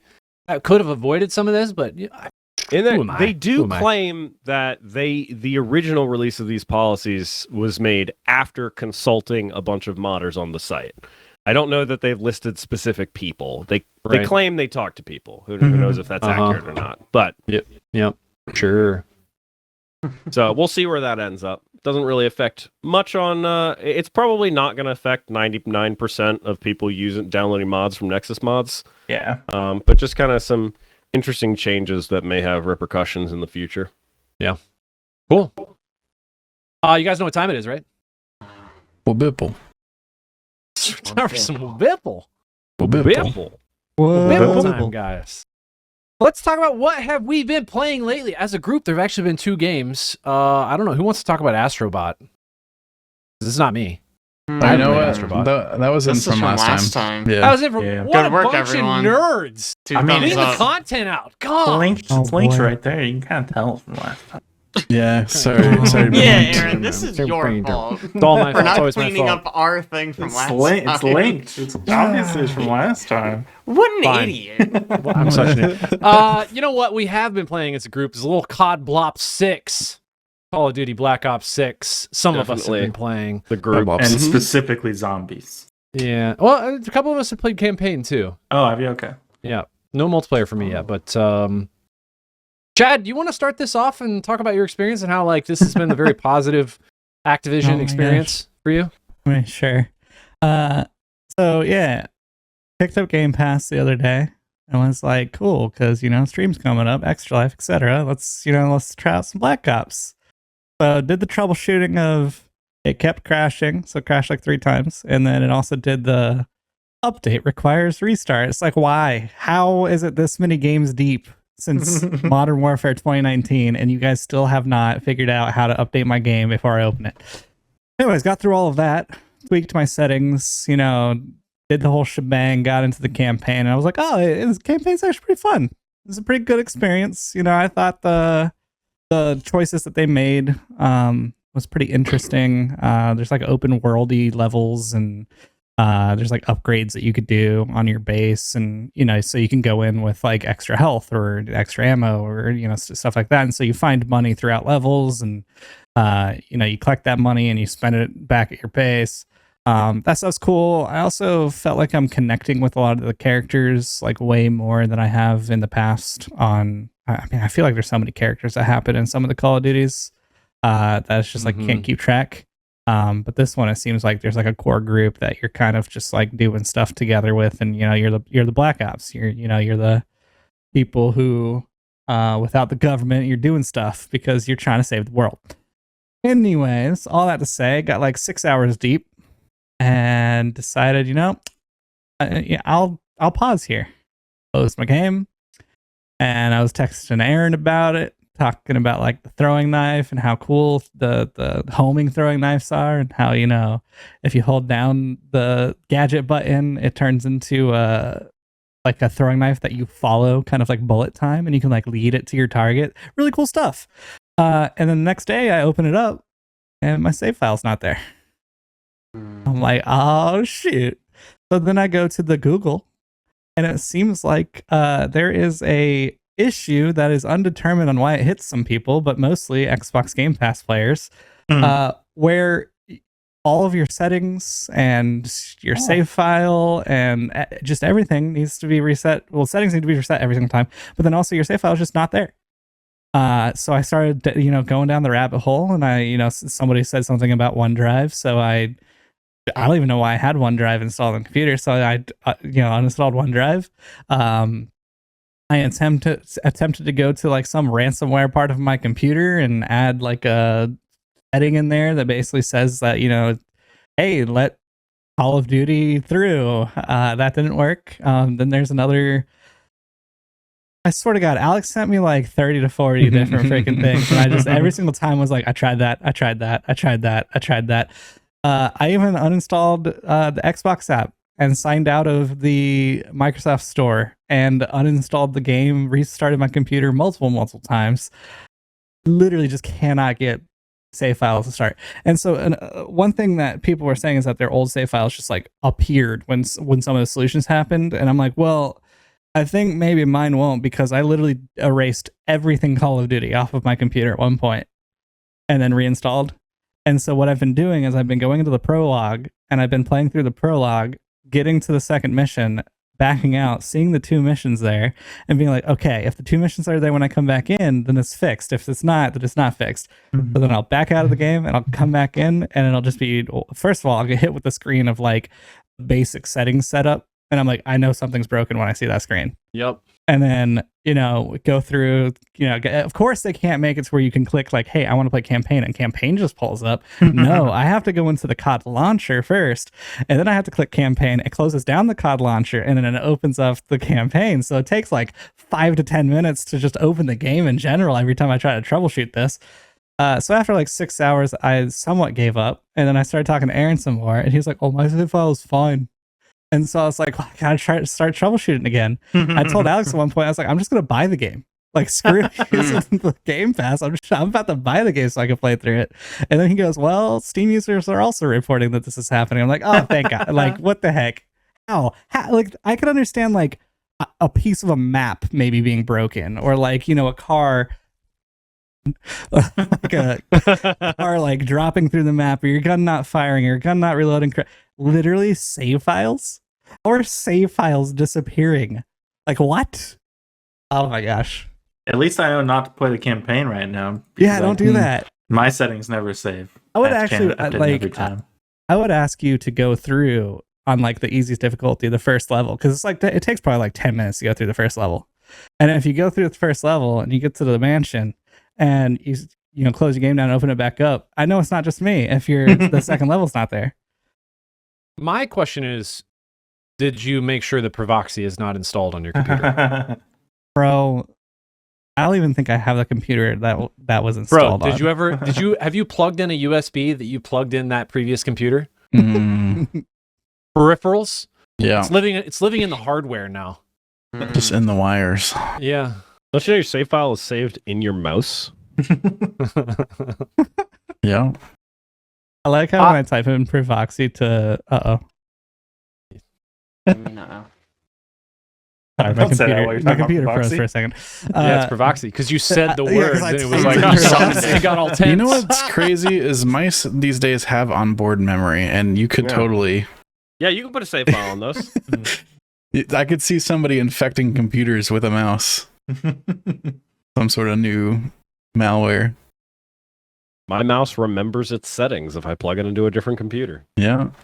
I mean, haven't you seen those like lightning cables or USB-C cables that have a microchip embedded in the tip? God. Yeah, that's why you never use a public cable. Yep. Ben, every time I go to the airport, I plug into every available USB that I can find with all of my devices. Just one right after another. You don't have a USB condom? I'm going to fight you. What the heck make is a those. USB condom? USB condom? It's just like a dongle that goes in between the cable and your device that only allows power only through. Power goes through, yeah. Talk dirty to me, Alex. It disables the data pins. Disabling my data pins. They're actually really interesting ones that'll tell you, in addition to only allowing power through, they'll actually tell you if the cable is trying to access data. Weird. That's cool. That's very cool. That is really neat. That's cool hardware. I did want to talk a little bit about this game. I think Chad pointed on a couple key items there in the campaign wise, or in the campaign specifically. One, that you kind of have the space of operations where you can upgrade things. I think it's a weird choice for Call of Duty, but it seems like it can be fun. I haven't played far enough to really develop it too much to change the sort of my loadout before I go into missions. But that's kind of nice because you get to do that in everything else of Call of Duty. You just don't really get to do it in the campaign. So I think they're kind of trying to inject some of that from multiplayer and zombies into campaign mode, which I think is neat. They also have a pretty good variety of missions. I've probably played through 5 or 6 missions now, and there are some open world things where it's just like, all right, you got all these different targets, feel free, pick your approach, sort of strategize on how you're going to approach it and go for it. And I think those are all, really solid choices. It's a engaging game, and I agree. The characters are memorable. which compared to a lot of Call of Duties, that's a big improvement. You also get to like talk to the people too, because other games, you actually told me this in text. It's like mission, cutscene, and that's it. Yep. Like there's no exploring anything really. There's no like talking to your allies to like pick their brains on like what's going on. Half the time when I'm playing a Call of Duty game, I'll just have to like gloss over the first like 2 cutscenes, and then finally I start recognizing names and like what's actually happening, like who the enemies are. But this one, it seemed pretty straightforward on like who the enemies are, like what's going down. Pantheon's a thing, and I'm like, all right, cool, Destiny. But yeah, no, it's cool because it's just like dialogue options that you like actually can go through with each one of your characters. There's nothing revolutionary like Baldur's Gate or anything, but at least you're able to like. I want to know about this stuff, and then like there's a certain point where you're like, nah, I don't really care about that, and you can just leave the conversation. Yep. I think it gives you just like a little bit more. It makes your character seem like more interactive with all the other players or all the other people in the game, in the campaign. And again, while that's a strange thing for Call of Duty, it does provide a level of extra on top. It's like a little extra because that whole thing about the mission cutscene, like I'm thinking back to the Modern Warfare games, the new ones. That's exactly how every one of them are. You finish the mission, it plays a cutscene, you're like, oh, I remember that guy from the last Modern Warfare. And then you're immediately in another mission. There's like no character development, no talking with... They're just like, here's the information you're getting, go play the game. Which I get is... I mean, I guess that's kind of Call of Duty, but this is kind of a fresh take. It's also so, like, recent CODs are so large scale that, like, you have one team of operatives that's like going in and doing stuff, and then you have the next team, and you're playing like 2 different characters, and you're trying to learn like all the characters that you're playing with. This one, which funnily enough, I was like, I don't think they say my name enough, because in the beginning I was like, am I just here? Do I just not have a name? And then somebody like right after that goes, Case, and I'm like, oh, okay, cool. Yeah. It takes a while. Your name is Case. Yep. Yeah. We're on it, dude. Several of us have also been playing the zombies, round-based zombies mode. And they clarify that multiple times when you get into it, but round-based zombies mode, which if you're familiar at all with Call of Duty World, there are basically 2 different types of zombies. There's your traditional Black Ops zombies, that is the one that everybody likes. And then there's the Modern Warfare zombies that I don't think anybody likes. I don't think anybody at all likes any of the zombies that exist in Modern Warfare. So it's kind of maybe going back to basics a little bit here. But I don't know. What do you guys, Alex, Caleb, what do you guys think about what we've played so far with zombies? I've been having a good time. Yeah. I mean, it's still as obtuse as it's always been, discovering the Easter egg stuff. That's kind of storyline of the zombies mission. But it's a fun time. It's fun just blasting zombie heads and leveling up your guns. Yep. Mm-hmm. Yeah. Got kind of like that roguelike feel. Mm-hmm. A little bit, yeah. Especially with the mystery box to get your weapons. One thing I think that they did a good job with, at least so far, I mean, we've only played maybe 10 rounds of zombies, and I think the furthest we've gotten is like round 35 within one of those runs around there. One of the components I like is the sort of roguelike aspect where you come back and you kit out. You're still upgrading your weapons like you do. Like you can upgrade through campaign or multiplayer or zombies. You're still upgrading your loadouts. But there's also a specific thing where you can also upgrade in-game perks to have different augmentations. And so you kind of like select a perk. You're like, oh, I want quick revive because I get it. It's like the first thing I get every time. But if you can upgrade it, you can get to the point where you automatically get a quick revive for yourself where you just get up and it essentially like takes away that perk from you, but you have to spend time upgrading that specific thing. Or if you're like, I like the perks like how they are, but I want to, they have these like gun augmentations where you can make your ammo do various things like fire or cold or lightning or shadow. And let's say you want to upgrade one because you really like what it does. Like I'm upgrading the lightning one because it'll stun zombies and then they will just kind of stand in the same spot for like half a second and you just mow them down. As you upgrade that, you can get to the point where there's like it does more damage. It stuns them for longer. It starts stunning elites. It starts throwing lightning bolts from the sky that'll just do AoE damage. There's like a whole bunch of additional components from it that you can spend time upgrading. And so you can hit out. I can be focused entirely on mowing down rows of zombies while Alex focuses on making sure he can stay alive and making sure that he can, I don't know, res other people and be the medic. Because I assume that's what he's working towards at this point. Maybe. We'll see. Safe bet. The only issue I have with that system is it feels like progression is very, very slow for that system. Yeah. It feels like you unlock exactly one thing every mission, essentially. I kind of wonder, it feels slow. if you get more XP for that stuff, if you if you're using it in game, which I think you do based on my experience with equipping the lightning rounds to my weapon. I think I upgraded faster when I was doing research for that specific thing. And two, I'm kind of wondering if you finish the it's not really an Easter egg. It is just like Storyline almost. the storyline. I'm wondering if call you it a finish the quest. storyline or They call it extract quest.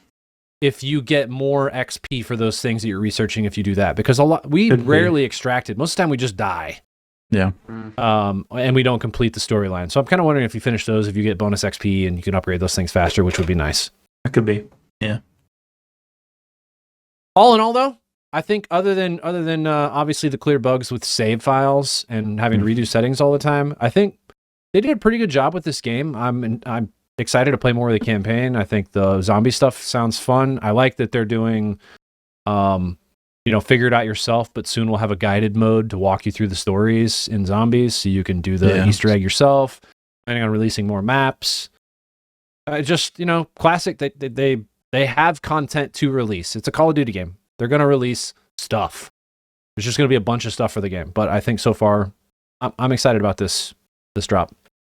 The thing with the extra launcher for campaign, is that because you can buy campaign only?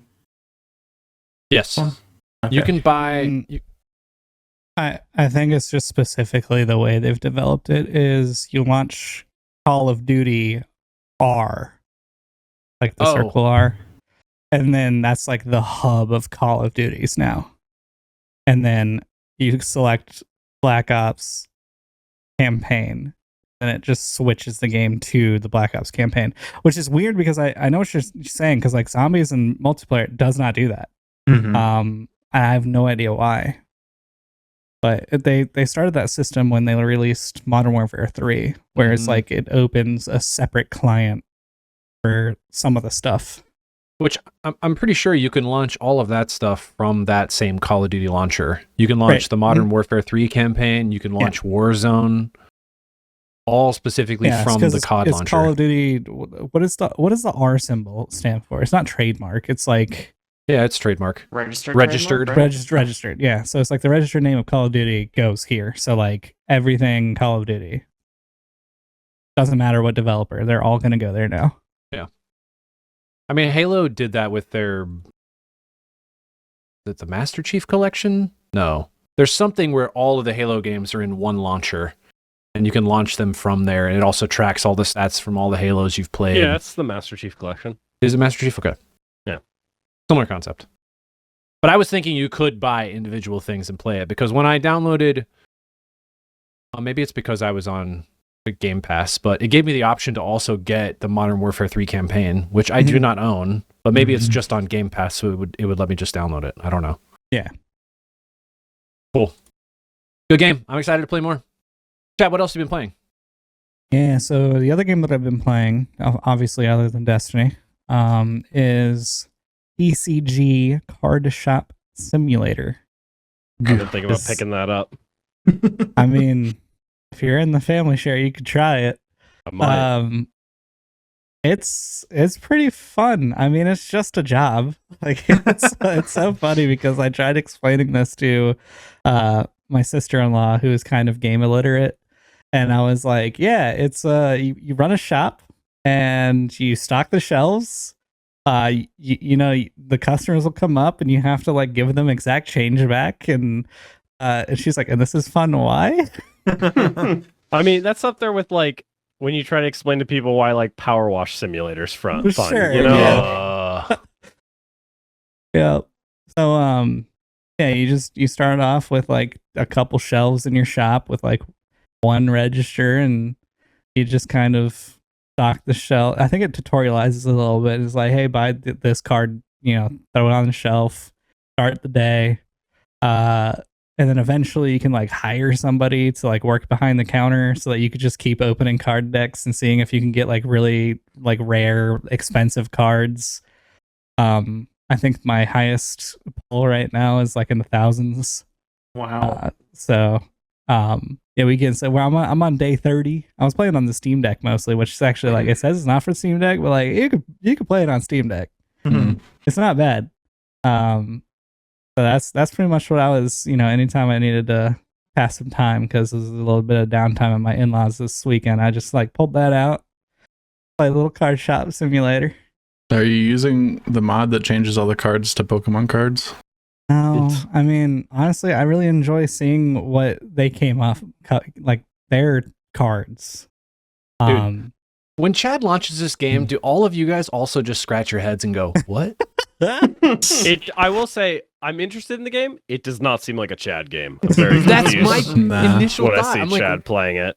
I'm like, Chad? Really? I don't know. This game seems like the what is it? Click Heroes, Cookie Clicker. Like it's just for some reason idle some of those games, yeah, it's a draw to me. Like It's an active idle game. No, this is to me. This is like when Abe launches Pro Tour Cycle Simulator Manager or whatever it is. Yeah. I'm always like, what? Yeah, you just restock. Like you look at your shelves and you're like, all right, I need the blue cards, I need the gold cards, I need the purple cards, and you just go add those to your cart, order them, they just slam them outside your door. You open the box, you go and throw them on the shelves, and then you start the next day, and you have your lackey there, running the cash register, and you're just sitting there opening cards, just hoping for some rare ones. I love that there are so many different types of simulator games like this. There's like PC Builder Simulator, Power Washer Simulator, like everything. But what I really want is I want a game that from the outside just looks like it's something like this. All right, TCG Card Stop Simulator, cool, got it. You go play it, and all of a sudden it just starts introducing like a whole bunch of stuff that's like real world pressures for owning and operating whatever it actually is. And so pay taxes suddenly. Yeah, like or like things happen, like any number of things. Oh, we had a water pipe burst, or like it could be any number of things. But just like to have it be a game where it presents as this typical simulator, and then it Doki Doki's it up, and it like makes it all weird all of a sudden, and like all of a sudden there's all these pressures, like real life pressures for owning and operating something that's exactly like this. I would love that. I think that'd be so bizarre and so unique and so weird. Sounds terrible to play. Well, it sounds a little bit like Papers, Please. Oh. Where you're just doing literal desk work, but the twist there is it's not the job the job is giving you pressure, but it's because you are working for a dystopian government, like a fascist government, who wants you to do terrible, terrible things. Yeah. I will say, one thing that you said there happens, which is just bills. You actually do have to pay for the electricity and the rent and your employee. I actually was talking with Kate the other day about how like it would be fascinating if like one of these simulators like did have like Doki elements to it, where it's just like I want it not to be like pipes bursting. I want it to literally be like it starts turning into a horror game. Like you start looking outside and like there's just a man just staring at you or something. Like it just dives in. And you're just like, oh, it's whatever. He was just window shopping. But like, no, like it's something creepy happening. And like every day you get further and deeper into your play, it's just like more and more stuff happen. It'd be so cool. Yeah. Isn't Zoocosis supposed to be sort of like that? Zoocosis? Did you just make up a word? No, that's real. It's like people thought it was like just a horror game, but it's just like a manage a zoo game. Except for occasionally the animals are horrific. Yeah, they're like really gross, fucked up looking animals. What the? Boy, the trailer. Yeah, it goes hard real quick. Wow. Yeah, I don't want any mention. Like Doki Doki does such a good job because there's like no mention of anything. Yeah. Yep. The problem is you can't really do like if a bunch of games started doing that, you just expect it all the time, and then it would be like not special. There's no way a bunch of games are gonna do it though, right? Like, No, but like I just want one. I want it to be like, okay, you know the guy on SB Mowing, the guy on TikTok who just goes to people's houses and mows lawns and that thing. Okay. I want that. I want like lawn mowing simulator where it's just like a very mundane task, and then things just start to get out of control where you're like, I don't know, like one of your mowers breaks down, or you run over like a animal in the yard with the mower, and it's like, wow, how do I? You want that? That's what you want. Yeah. I'm writing that down. Aaron And wants it to turns run out over it's the- animals with a mower. it turns out it's the pet of the owner, and then you have to go to court. Yes, like 'Cause they just sue you. chaos. Because nobody asked you to mow their lawn. Doesn't that sound Go bizarre? to Yeah. court, and then it's actually like a hidden court game instead of it being a mower game. It's suddenly Ace Attorney. Oh man, it just sounds so unique. I don't know. Before you got so specific, I was going to say Frog Fractions, but And literally, Yeah, you yeah. saying Yeah. Phoenix right? I was like, I mean, Frog Fractions does that. Yeah. Yeah. it's a little bit more abstract. Yeah, I don't a want it little to- more. I don't want it to be. I don't want it to be Yes. so abstract. I want it to be like close enough to real life where you're like, all right, this is just freaking me out. I don't like this. I'm just feeling anxious. Immediately start like sweating. Like, Yeah, why do you coded want this? in- I don't understand. Just it's something unique. That's what, what what about like getting way into EVE Online and like Yeah, I could do that. Alex, Yeah, you sure. can't say the name of that game when I'm on the call. Please don't. All right, you're gonna trigger me, and I'm gonna go play it again. you get like high up in a corpo, and then like you've got real life social situations and like people doing espionage for real against Yep. each other. Oh man, Hundreds of But, thousands of real US dollars worth of loss in like Let's stop battles and talking. things. That man, wild. Yeah. Alex, what have you been playing? So the new Life is Strange game came out, Double Exposure. Oh. So I have played 3 of 5 chapters of that game. Wow. Is it just all out at one time? Yeah, it's all out at the same time. Yep. I think Yep, yep. I think if you pre-ordered, you got to play the first chapter or so early. Yeah, first 2 chapters. I thought they normally didn't release all the chapters at once. They used to not do that. Okay. I feel like So- they learned that was a bad. Yeah. I mean, yeah. Yeah, But that very few. I would I just think wait. very few games anyway. have been super successful with like releasing the Episodic story releases. episodically. Mhm. Yeah, unless it's Yeah. like a Telltale style game where people are like kind of expecting. Yeah, and like Telltale is still doing really good. as Yeah. they do that, Yeah, right. yeah. That's a great example. I didn't think of that. Sorry. Let's go with Kentucky Route Zero. Hey, look at that. Yeah, Very fine. successful one. Half-Life. Half-Life. Yep. Sure. Yeah, episode. Mhm, episode 1, episode 2. No more episode. Mhm. Yeah. So yeah, Anyway, you Life is got Strange. 2 weeks early access if you pre-ordered the Ultimate Edition, which Okay, that's what it is. is like more expensive. I just bought the regular version when it came Yeah, out. yeah. None of it is important to your story. Yeah. So please go on. And then, well, they're kind of annoying me with the Ultimate Edition too, because you finish the first chapter and it pops up a thing that's like, "Hey, you're gonna miss out on the special cat content if you don't upgrade to the Ultimate Edition. Wow. Cat You content. have to Oh, no. upgrade before you start Built-in chapter FOMO. 2, or you miss out on the cat quest." And I was Unreal. like, "Man, why? That'd be the Why best are part of the video game. games like this?" That's actually crazy. It already feels kind of crazy to spend $50 on this game that's going to be like 10 hours long. Mm-hmm.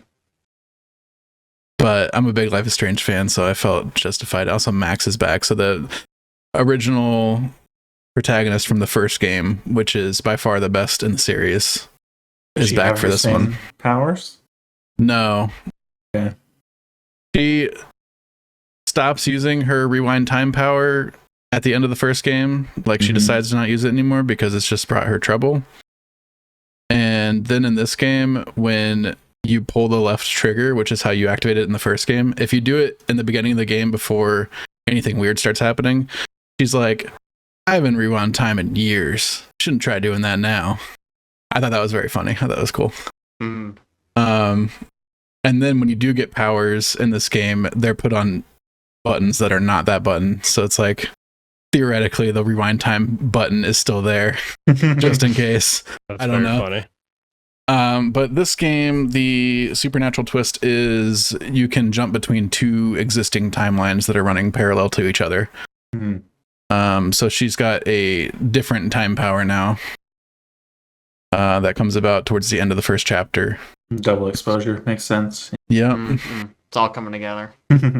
Also, you got a Polaroid camera you can take pictures with, and you can do double exposure on. Oh.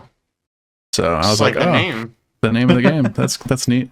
Every time I try to do double exposure, I'm like, that looks terrible. Who would ever do that? I'm just gonna do a single exposure photos. I will say, still not as good as the first game. Aw. So I mean, really, I think it's just lightning in a bottle. Like, you're never gonna recapture the first game. One, Sure. because the characters are so beloved, and two, because mechanically it is the most sound game in the series, and they don't want to reuse the same mechanic again, so they just can't make a game as good as that again. I'm gonna level with you, man. Just use that mechanic again. I don't Like- understand why they don't. There's a reason it works so the mechanic of the first game of you can go make a decision and then rewind time to unmake that decision fits so naturally into that style of game and just allows you to tell such interesting stories. It's like, just do it again, guys. It was a really good idea. You were onto something. So mechanically in this game, there's still cool ways you can use your powers to solve puzzles and stuff like that. Nothing fits quite as well in the adventure genre as rewinding time, but in this case, you can be like, oh, there's like a cop blocking passage to this place I need to get to. I'm going to hop into the other timeline where the cop isn't there, walk past where he would be, and then hop back into the other timeline to where I can explore what I need to explore. Or like, you can, instead of fully moving between the timelines, you can kind of like preview what's around you in the other timeline with like ghostly visions. So you can like, at one point you need to get information from somebody, but they don't want to tell you, and they're talking to somebody else. So you go hop into the other timeline and then go back to where they would have been in the original timeline and like eavesdrop on them in ghost form. So there's kind of neat ways that they apply the supernatural stuff mechanically in this game. It's basically all new characters except for Max. Yeah. What's her? Chloe isn't in it? Chloe is mentioned, but not in the game. Huh. Okay. Interesting. I mean, I guess she could have died at the end of the first game. Spoiler Yes. alert for like a 20-year-old game or something. It's not 20. Don't let it be 20. I'm not looking it up. They basically let you decide in the beginning of the game what happened at the end of the first game through like a conversation with somebody. Interesting. And then based on what you say to that person in the beginning, all the rest of the mentions of the Arcadia Bay and Chloe and stuff like that Okay. are set appropriately. So I think both endings can exist in this game. I've been mostly having a good time with it. I would say it's one of the good ones in the Life is Strange series. It's no Life is Strange 2, which I kind of hate. I did not. I don't even think I really started Life is Strange 2. As in, Yeah. you hate Life is Strange 2, or you hate that it's not Life is Strange 2? I hate Life is Strange 2. Understood. And people seem pretty divisive on this one. I will say there's like some parts of it where I'm like, the writing's kind of bad here, or like some characters will do something I'm like, you're so dumb, like why would you do that? And then other times I'm like, oh, this is kind of a cute character moment, or like, oh, I love Max, and this is like a fun time, like revisiting Max's emotional turmoil. So I assume she's older now, right? yeah, she's Like 28, I think, in this one. She's like teaching. She's a artist in residence at a university, like running seminars for students Interesting. Okay. in photography. So you like hang out on campus with the other faculty and like go to the local bar and stuff.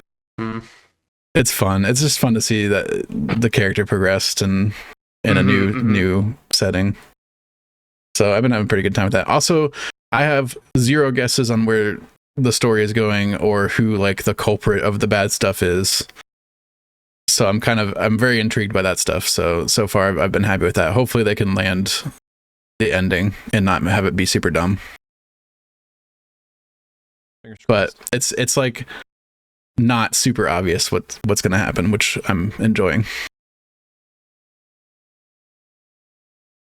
Cool. I'll go next. I've only really been playing one game, which is Frostpunk 2. Caleb, did you talk about this last podcast? I don't think I did. Okay. Mhm. Cool. Frostpunk 2 is, in my opinion, an equal level quality game to Frostpunk. I think it is very good, but for different reasons. I loved Frostpunk. I love this game. I think there are some very different choices they made. Just in general, this is a very different type of game.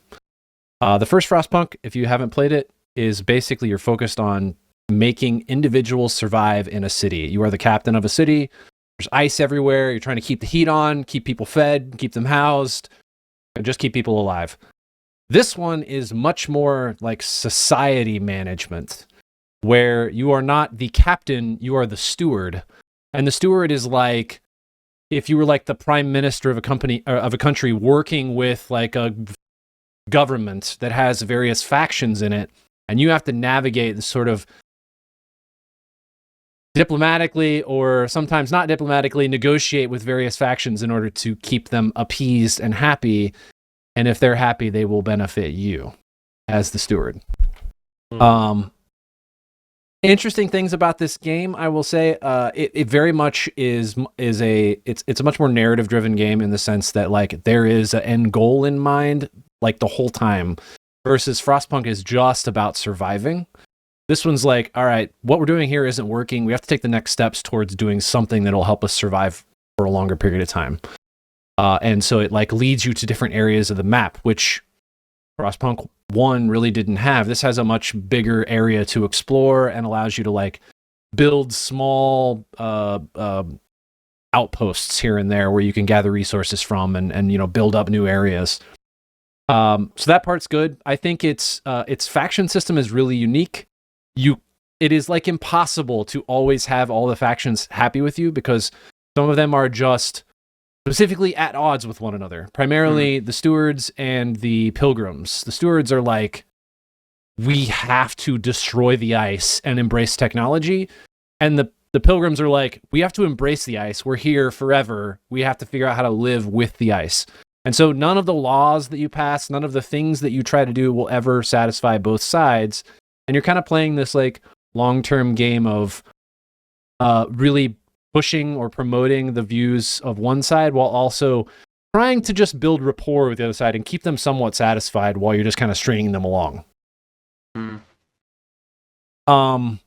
think the other cool things about this game are, unlike Frostpunk, I think there's serious replayability with this game because there are, I don't know if you know this, Gil, but there's 9 factions in this game. Oh, real? What? Yes. Yeah.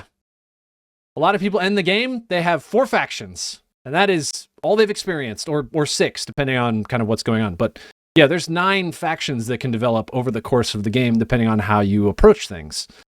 So I think there's a lot of replayability there because it changes the end of the game. It changes the way that you approach things. If you're, steward side, you're all about industry and building your own stuff. If you're pilgrim side, you're like not about industry at all, and you have to go find resources in the greater part of London, essentially is where you're at, England, and gather resources from those points.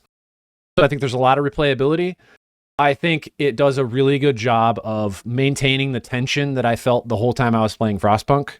Like, I always feel like my decisions are poor for one reason or another. Whether that's like just detrimental to society or detrimental to one faction. So I feel like there's like this sort of weighted balance. And I think in general, the storyline is just interesting. It's unique to me, and it's kind of a cool concept. I've never played a game like Frostpunk. I've also never played a game like Frostpunk 2.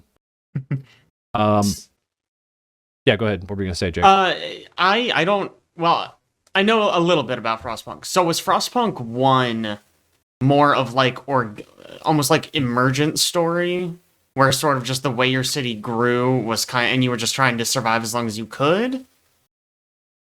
It's essentially, yes, you are trying to survive. You're also getting some information. It's like right when the cold has happened. Okay.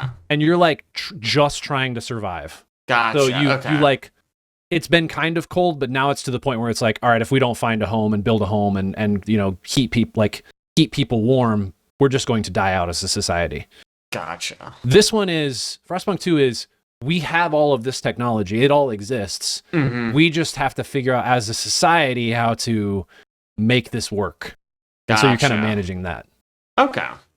Both games have like an end though, yeah. It's not just like survive as long as you can. Both games have an end. That is kind of the first game. It is kind of just survive through all of these whiteouts until you survive the big one. Yeah. Oh, okay, I see. And win. The probably the most unique thing about Frostpunk, both of them, is that wherever you end the previous mission is where you start the next mission. And there's only like 6 total chapters in each game.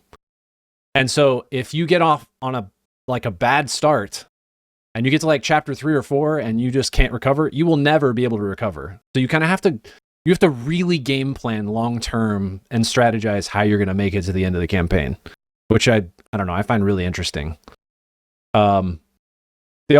This game has an absolute ton of depth that you will never get into. You can literally click all the way in the original Frostpunk, you can click all the way down to each individual person walking around on the map, and it will tell you their name, their age, where they live, what health implications they've had, what they feel about you. That has like quotes by them, and this is for every person. And there are thousands of people living in Frostpunk, in like in New London or the town Winterhome.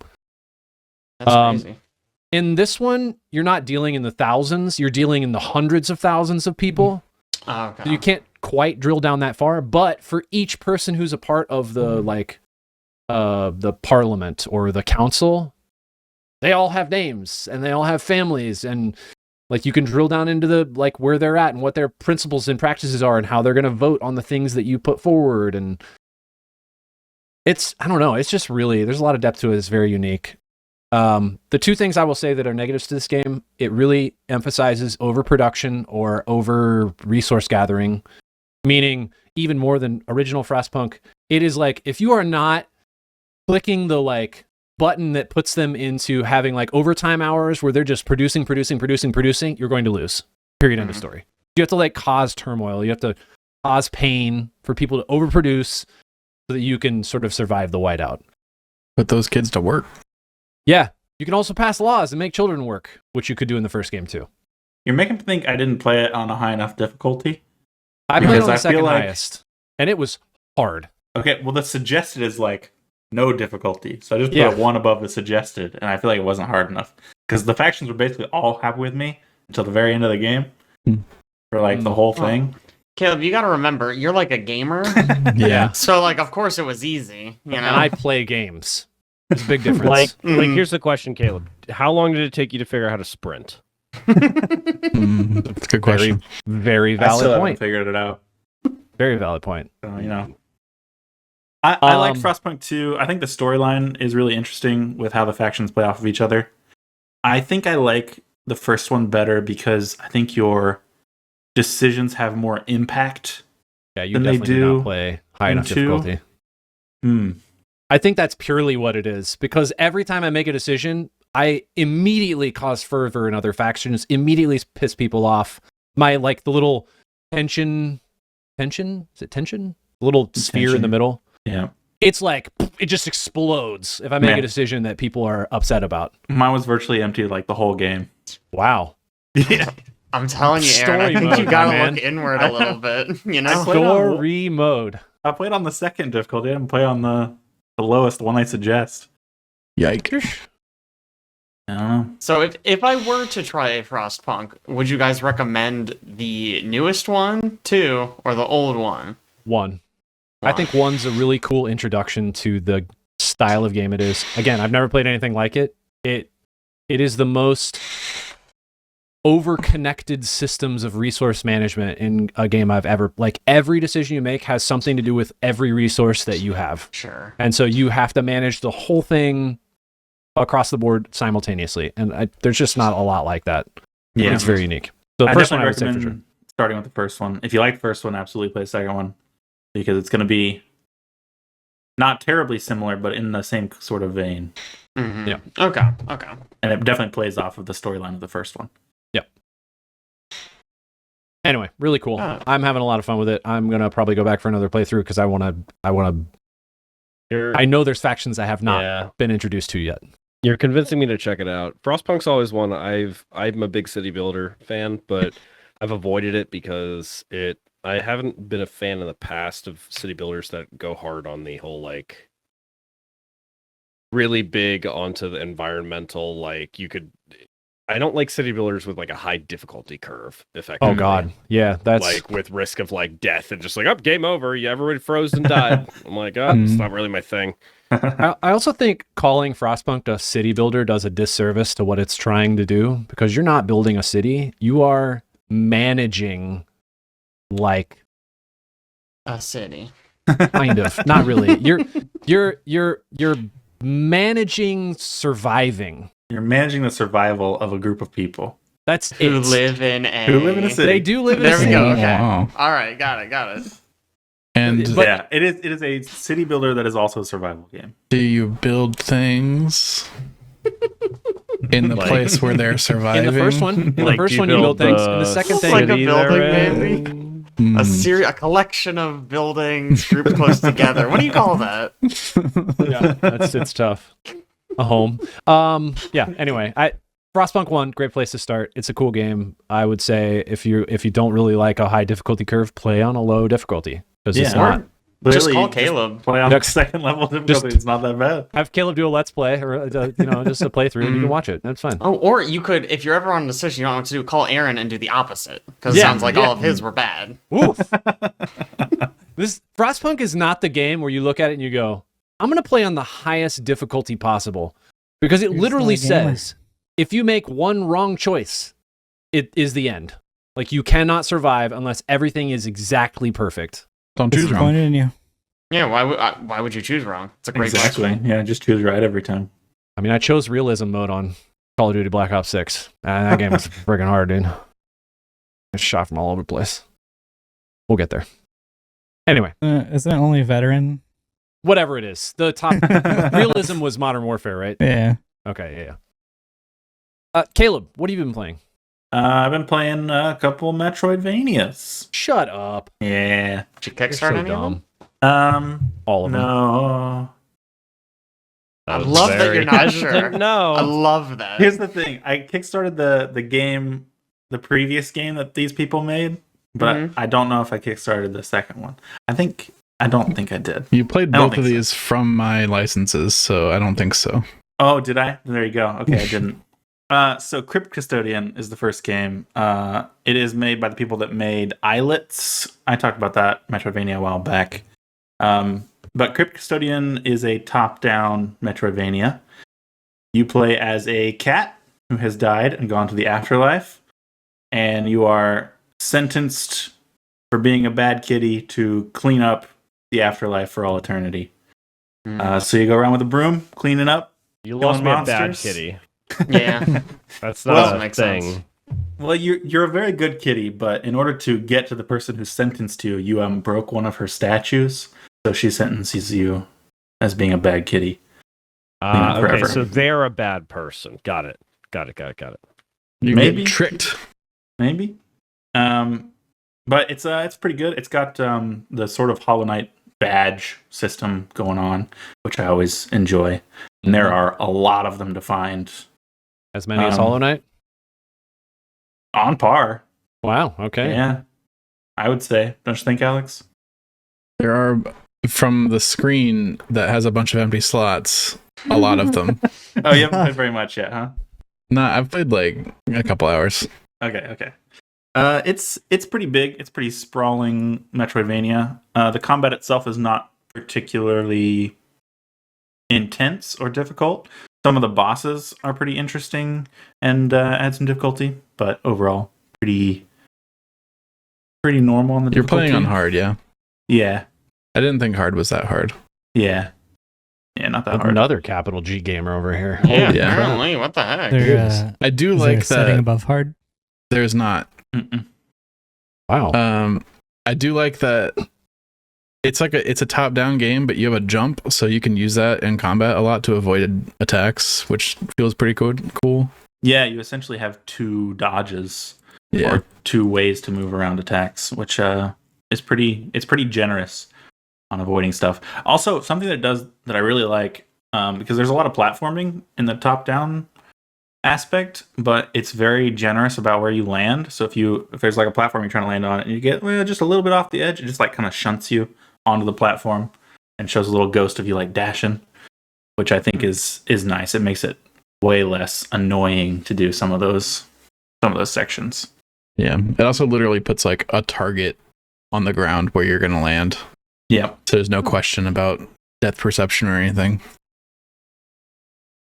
And it's got a pretty cute little story. You're just running around befriending all of these other creatures that have died and gotten sentenced to clean up for all eternity as well. And yeah, I really enjoyed it. A lot of fun. Yeah, that came out Very this cute. year. Yep. Mm-hmm. Yeah, it's not going to be on my game of the year list. Oh yeah, sure. Oh. Dang, The other scathing one, review. No, Yeah, it's just hated it. this year had a lot of good games, man. A lot of good games. 2 other Metroidvanias that are better than this one. Yes.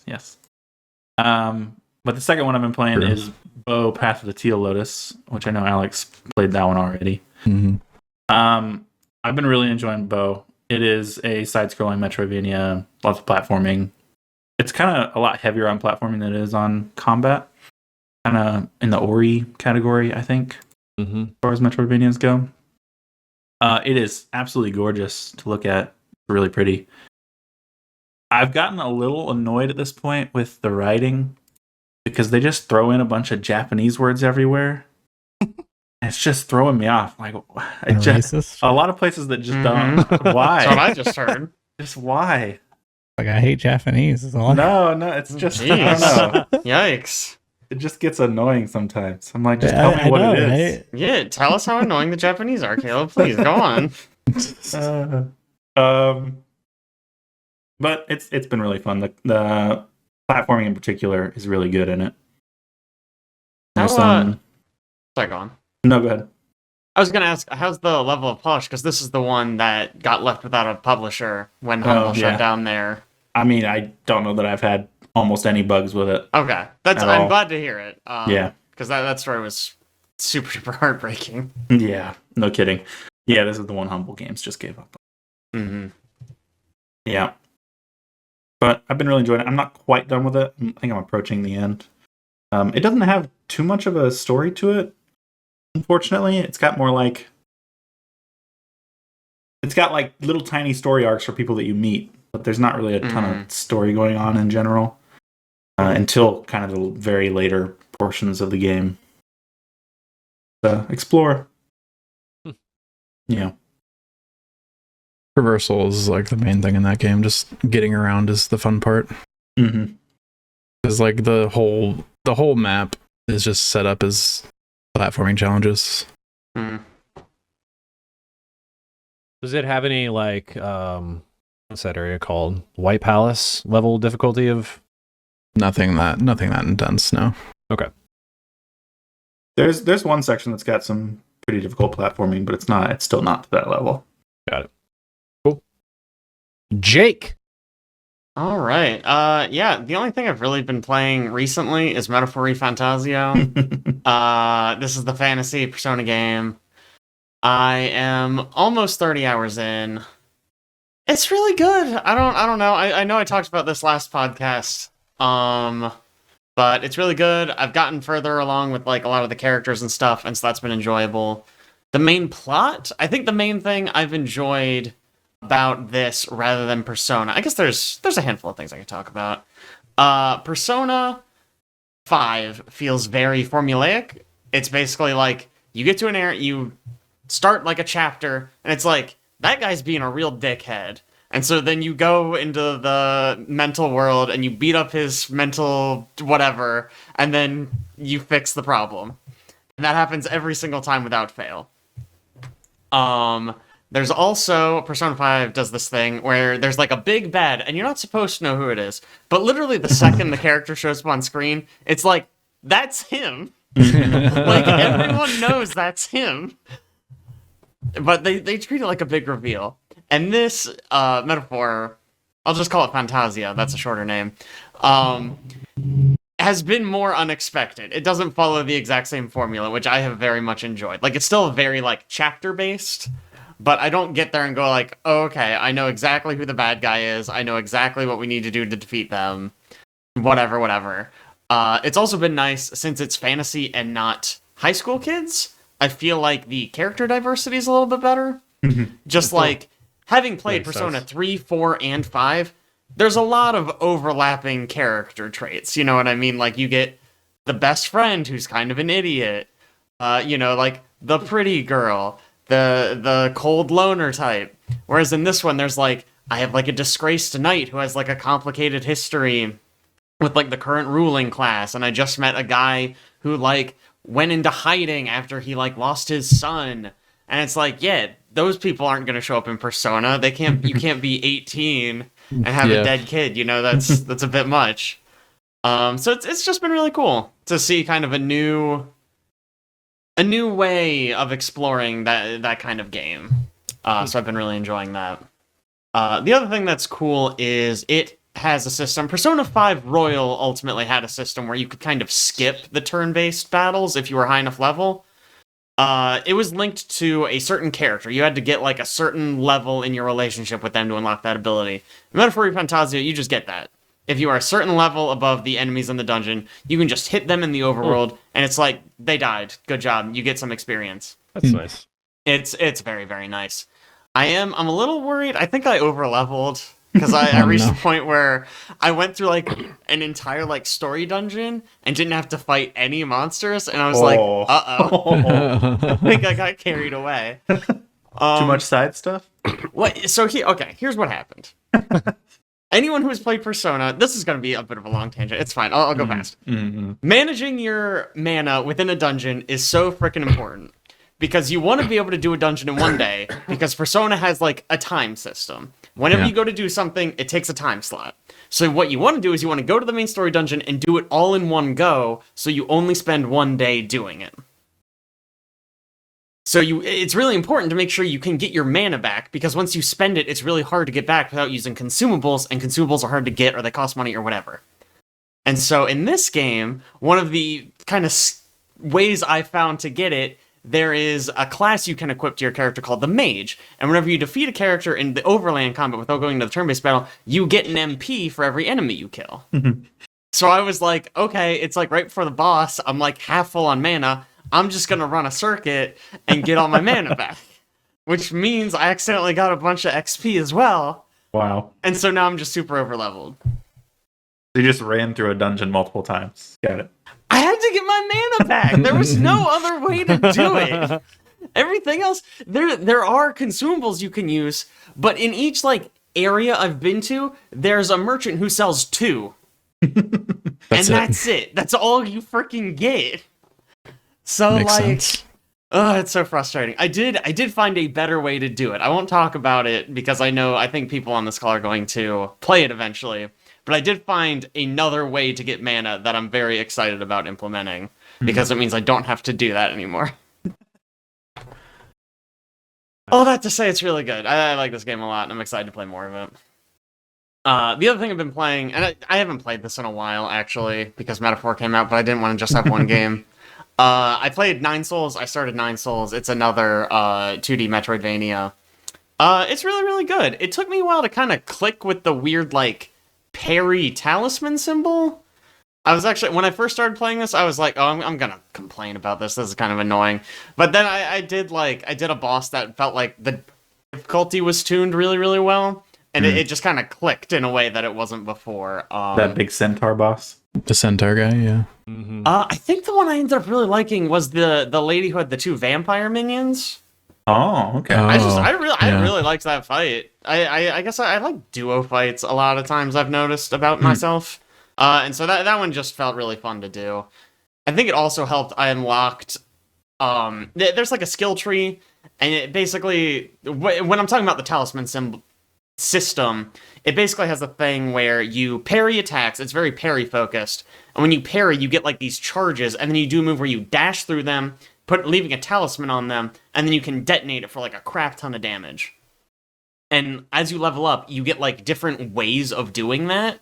So now I have one that I really like actually, where I can dash through, and if I hold it, I'll detonate like all the ones I have stored up, so it's really, really massive damage. Yeah. Great, that feels so much better than whatever it was before. I genuinely don't know how it worked originally. This is just so much better, and I'm probably never gonna change. You'll change. That one's useless against the final boss. No! I mean, the final boss in that game, I have not faced yet, but you guys have both said, you and Alex Caleb both said it was like... It is an enormous step up in difficulty. Yeah. That's and stupid. also almost ruined the game for you, right, Alex? Yeah.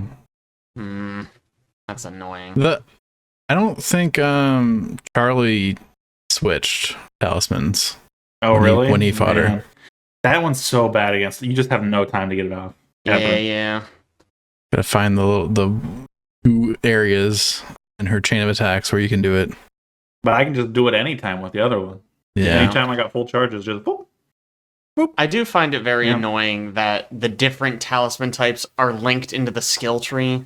Yeah. So I've got to like there's one where this might be the one that's good against the final boss, but where you dash through and you don't have to activate it. It just after a while it'll just go off. Mm-hmm. Yeah. I'm like, I don't really like obvious. Maybe I'll change my tune later, but right now I don't have any interest in that one. I like the one I have, but it's annoying because I do want upgrades on that side of the tree. So I got to get an ability that I don't freaking want, that I'm literally never gonna use except for maybe when it forces my hand, just to get like the extra damage upgrade or whatever. Like that's kind of annoying. I feel like that usually happens in any kind of skill tree. There's always something you don't want that's required to get something you do want. Yeah, I mean that's fair. It's just that one's quite a ways up it, I think. Yeah, Right and near it's expensive too. I think it costs like 2 or 3. Yeah.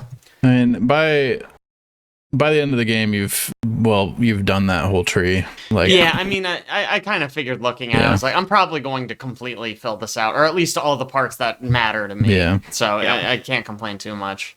It becomes a non-issue later, but yeah, it's annoying early. It's a really fun game, really good. It's another one that just looks gorgeous. Yes. Oh my god, the art is insanely good. super polished. Yeah, it is. It feels incredible. Yeah. Play. It is. That one's very combat focused as opposed to the... Yes. There's the in-between boss fights it's pretty much just combat. It almost pretends like it's going to have like a stealth system, but it's really just, I mean, if you walk behind an enemy, you can hit them when they don't know you're there. But that's not a stealth system, my guys. That's nothing. You get extra damage for that. I mean, you do. I still wouldn't call it a stealth system. Yeah. Yeah. What was it? Oh, the other thing that I thought was kind of interesting is when you like parry but you don't hit the timing perfectly, it basically just takes your health, but it can't kill you, which is interesting. Like, it does come back over time, but I've noticed if you're in like a boss fight, that health basically is gone. You know what I mean? Like, because I was getting really frustrated, like, oh my god, I don't have time to heal, and eventually I was like, I'm just gonna live life on the edge. I just have 1 health from now on. Yeah. I think there's ways to mitigate that both in the skill tree and in the sort of charm system. Yeah, I did already see one where I was like, oh, I can maybe speed that up. Mm-hmm. I don't know if that's... And I think it actually does make a big difference. Oh, does it? Okay, interesting. There are several upgrades that are different ways to get back that missing fake health. Yeah. Okay. Well, that's good. Is it mental damage? Sorry. I think it literally calls it. It might literally call it internal. internal damage. Go on. Ben, me? what have you been playing? Hello. I've played several things since last time I was on here. I'm going to skip over. I played some more Skyrim. That was weeks ago. I can't even remember what I was doing. So, quick one first that everybody on this cast has already played, except for me, is Caleb and Jake got me playing Risk of Rain 2. this past week. Mhm, We played some multiplayer of that, and then since then I've played a bunch of single player of it because I'm trying to unlock some more of the classes. Nice. Really fun. I'm enjoying it a lot. I think has everybody here played that already? I'm assuming. not. Yeah. Oh, Aaron's not. It Aaron is hasn't. You haven't played it at all? We should make very Aaron play it. fun. Yeah, we should. I've It not. is and anybody can step in to correct me here, but it is a third-person shooter basically, where you get dropped into a random map, and there are aliens that you have to shoot, and you shoot them to get money, which you can then use to open boxes, which get you items, which are the items are your upgrades basically. And the goal of the game is you're trying to get through several of these zones to get to the end of it. You have to balance out, you want to kill enemies to get money to upgrade your items, but the longer you spend on a level, the harder the enemies get, and that passes on to future levels also. So you have to balance between trying to go through the levels quickly, but if you go too fast, you're not going to have your items upgraded well enough. So that way, when you get to bosses, you're going to get your ass kicked. And then basically at the end of every level, there's a teleporter you activate, and then a big boss shows up. You have to kill the boss and then charge up the teleporter to go to the next level. Very, very fun. I have not beaten it completely yet, even in the single player ones, which I'm embarrassed about because after It's Jake a and tough Caleb game, told man. after Jake and Caleb told me on easy mode, it is laughably easy. Oh. I was playing Oh my some gosh. easy mode to get unlocks, and I still have not beaten it. Mm. I have gotten some difficult unlocks, which makes me feel slightly better. Nice. But Have you gotten to My the final slight boss? defense on that is that I've been playing on Steam Deck, so I've just been playing the Archer, who has like auto lock. Yeah. Yeah. Fair enough. Because I'm like, I am not aiming on a Steam Deck with anything else. So That's fair. I think I just need to play some more PC time, and mouse and keyboard will probably win me through that.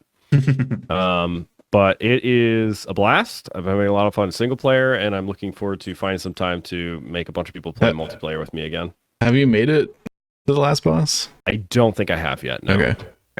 Who's your favorite character so far? Well, since I played Huntress. with you, I've only played Okay. the Archer because Only I've played been the on Archer. Steam Deck. Okay. Yeah. I looked at everybody. Like, these guys look really fun. I cannot play them with a controller to save my life. I'm not even gonna try it. Yeah. Um, I want to play more of that game. I haven't played much of that DLC yet. That game runs well on Steam Deck. It runs great. Yeah, Does I mean, it? it. Don't get me wrong. Again, aiming would be rough, but for the Archer, it's running perfectly fine. Like, I'm not Yeah, I'm surprised it noticing doesn't any have frame performance drops issues. or. No, I mean, granted, I've been on easy, which means that like I've never hit a difficulty level where like there's a ton of enemies on the map, but Mhm. I've noticed no problems. Nice. So, but I've unlocked like the loader, the robot guy who's melee. Nice. Loader's I fun. unlocked a couple other guys, but looking forward to trying them out if I can get some people for multiplayer again. Heck yeah, dude. Second thing I've been playing a ton of is Satisfactory. I think several people on here have played before, but I don't know if anybody else has played since they did the full 1.0 release. Mhm. Super good, very fun. I'm loving it. I unfortunately I didn't play much pre 1.0 release, so I don't have a whole lot to compare it to. Mm-hmm. But for anybody who doesn't know what it is basically, if you've ever played Factorio, it's that but first person. You are dropped under an alien planet, basically told, "Hey, mine stuff." And the goal is you're trying to like build a giant space station effectively to eventually get the planet ready for human habitation. And you do that you start out by just like manually, you're mining iron, you're mining copper, and then you're crafting things. But then it very quickly gets into, okay, you want to automate everything. It's very much like, oh, well, you're going to build a machine that automatically smelts the iron for you. And then you can have conveyor belts leading into another machine that crafts the iron into like iron plates and things like that. And it gets very detailed into very complicated like factory setups. I love that sort of thing. I very much enjoy it. I am the guy who I used to play modded Minecraft versions where I would spend most of my time just automating building of things instead of actually playing, the game. So I'm out of a blast with it. They do a really good thing of that. There's tech tiers that you go through, and there's like an AI that is kind of sassy and entertaining that will, when you unlock stuff and find new stuff, they'll give little like voice comments on things. which keeps it interesting. They do a good job of sort of spacing out the upgrades and the unlocks that really makes you feel like it doesn't just dump you in and go automate things. It very much gives you that sort of like, oh, I gotta hit this next little goal, and it's like, oh, well, I can craft the things I need for it, but I need 1,000 of them, and I'm not gonna manually craft those. So I'm gonna get my whole automation set up for that. And as soon as you got that finished, it's like, okay, now the next goal requires you use those things you just set up for like the new system, and it's really good at slowly ramping you into stuff. I like when they have those kind of incremental goals throughout. Yeah, it's not just do it all. Yeah, it does a very good job of like the first tier is like, okay, you gotta manually craft like 60 of, you need 60 of these things, which you can craft by yourself. You can, walk up and manually do it. And then the next tier is like, okay, now you need 1,000 of these things. You're gonna have to automate this. And then the next tier is like, now you need 60 of a higher end thing, but it requires the previous thing. So it does a really good job of like leading you into it. Huge map. It's really pretty graphics.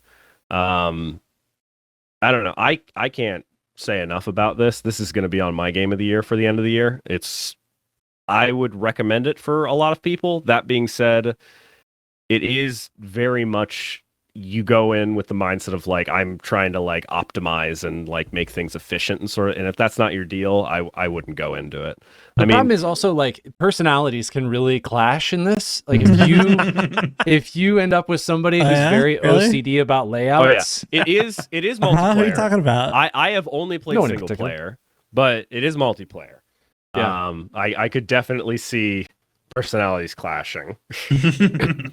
I have literally talked with a friend about this, and I was like, the only way I could play this multiplayer with you is if we split the map in half and agree to do completely separate things the entire time. Because 100%. I do not think that I could cooperatively build a single factory with another person. It would. You walk over and you're like, why are you doing it? It would be this crazy. way? Yeah. Oh, that is the most.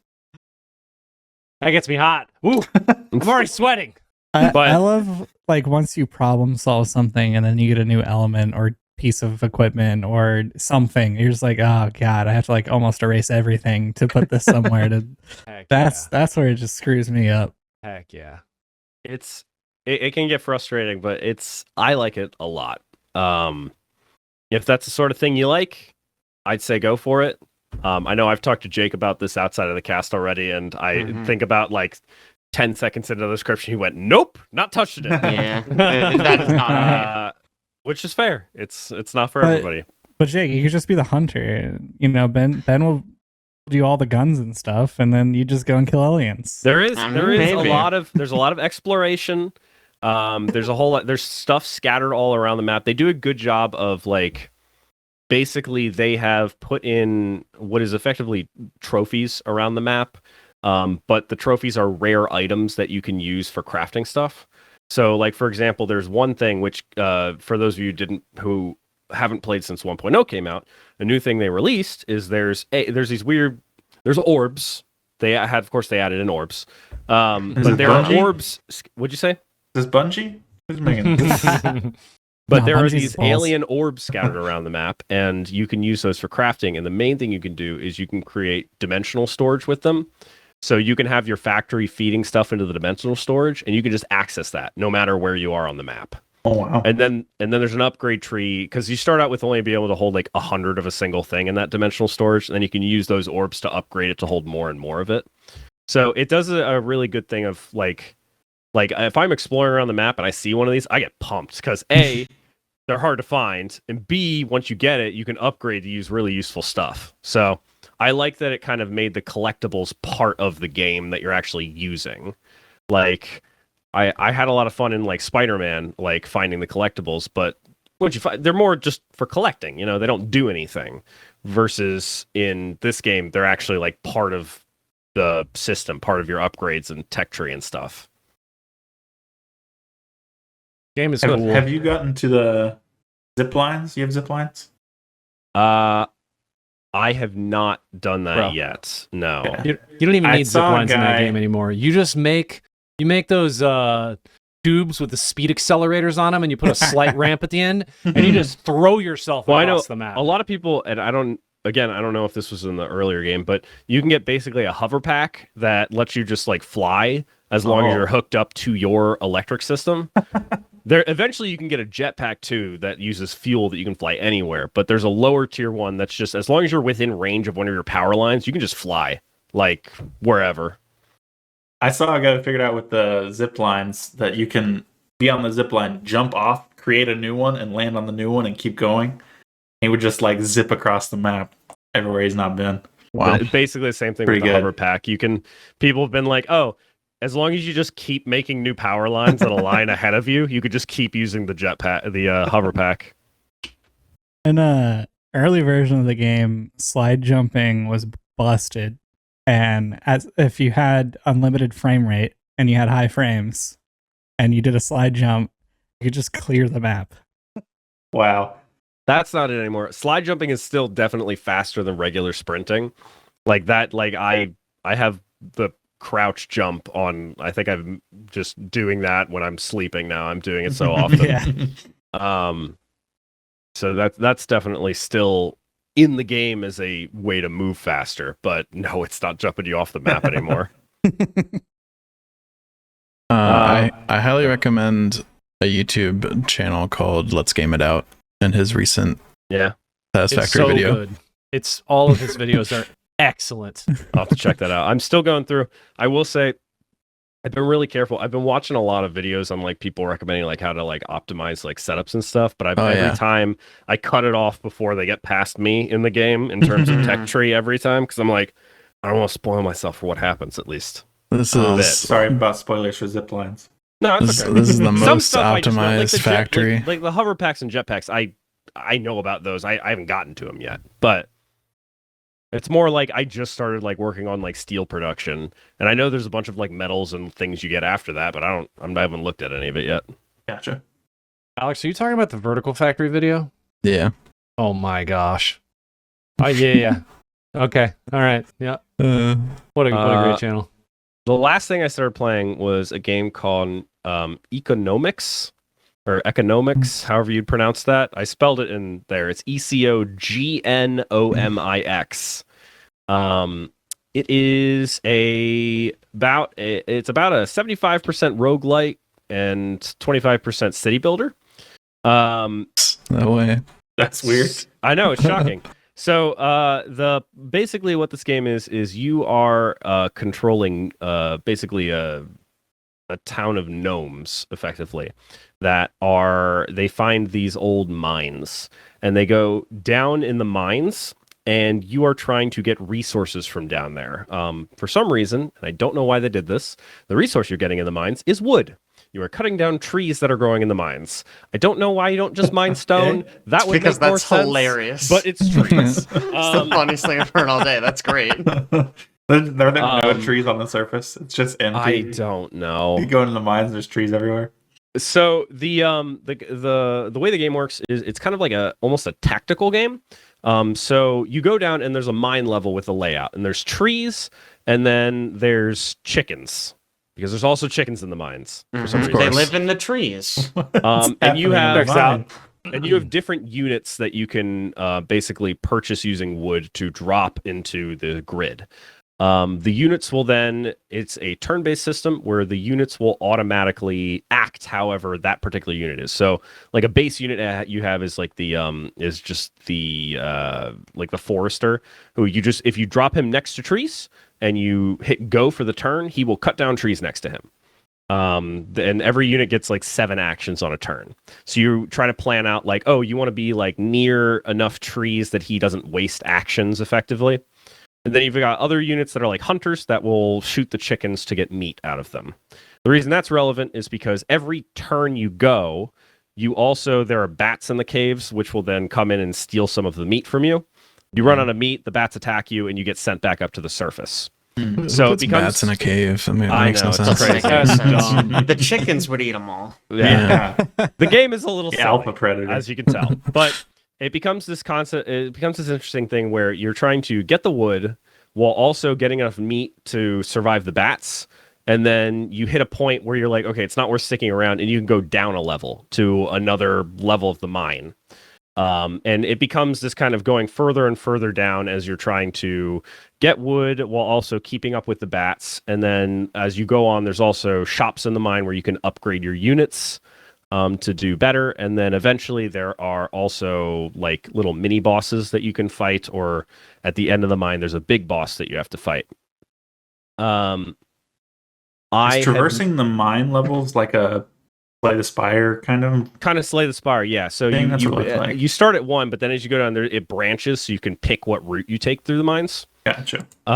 Eventually, there's other mines you can go in. I have not gotten that far yet, but once you have run out of meat or beaten the boss of the mine, it takes you back up to the surface, where you have basically it's a pretty basic level 1, but it is a city layout where you can put down buildings that will start to refine the wood or meat or other resources you find. There's gold also you can find while you're down there, and you can use those to purchase upgrades or other buildings and things like that. So it's kind of this loop of you go through the mines to get resources, go back to the city to build stuff, and then once you run out, you go back to the mines to get resources. And it's kind of this back and forth loop that is actually really entertaining. I mean, I don't normally like tactical games very much, but I'm having a lot of fun with this one. Just the planning the layout of like, okay, well, I gotta if I'm putting this guy here, he can get 7 wood, and then I put this guy here to get enough meat to feed the bats, and then I hit a point where I'm just like, okay, I can't get enough meat to feed the bats, so I might as well just go down a level at this point.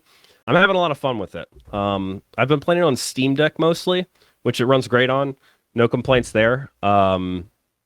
It's got good controls on Steam Deck. I'm happy with it. I'd recommend it. I don't remember how much it is, although 20. I guess you guys can access it. It's 20 right now? 20. I'd say it's worth $20. I mean, I wouldn't pay... 20 is about the limit of what I'd pay for this, but you guys can obviously check it out from the family share that we've all got hooked up to. I'd recommend it for anybody who's interested in either like tactics games or roguelike games. I think it'd be fun, and the tutorial at the beginning gets you into it pretty much immediately, so you get a feel for pretty early if it's a sort of game you'll enjoy or if you want to set it down. You don't have to like give it hours of time in order to figure out if you like it or not. I need to read this review that I saw. Game isn't for me, but otherwise I saw nothing wrong with it, so I'll give it a thumbs up. I didn't realize it was a puzzle Punisher game, and I don't like those types of games. However, I think the graphics are quite awesome, and for somebody who enjoys the punishment these types of games dish out, sure, it will be an enjoyable experience for them. In this game's case, it's the ever-increasing amount of food the bats take from you if you don't play the game correctly, quote unquote. Every level you go down, the bats start taking more and more food per level. So if you're not playing well, you can very quickly hit a point where they just eat all your food and you're just done. You're back up to the surface. And you don't like lose resources or anything. It's just, oh, okay, now you reset your run, like, and you start again. So it's not that punishing. And a full run from like top of the mine to the bottom takes maybe half an hour. It's not a huge time input. Cool. But yeah, I'd recommend it. I'm having a lot of fun with it. Well, if you made it this far into the cast, wow. Impressed. Congratulations. If you haven't, shame on us, but we're not going to change anything, so it may end up like this next time. If you're still here, you're still listening, reminder, this Saturday and Sunday we're doing Extra Life Game Days from 9 a.m. to midnight Central Time, even though I still have Eastern Standard Time written there. 9 a.m. to midnight Central Time. There might be some bonus content 7 a.m. to 9, right?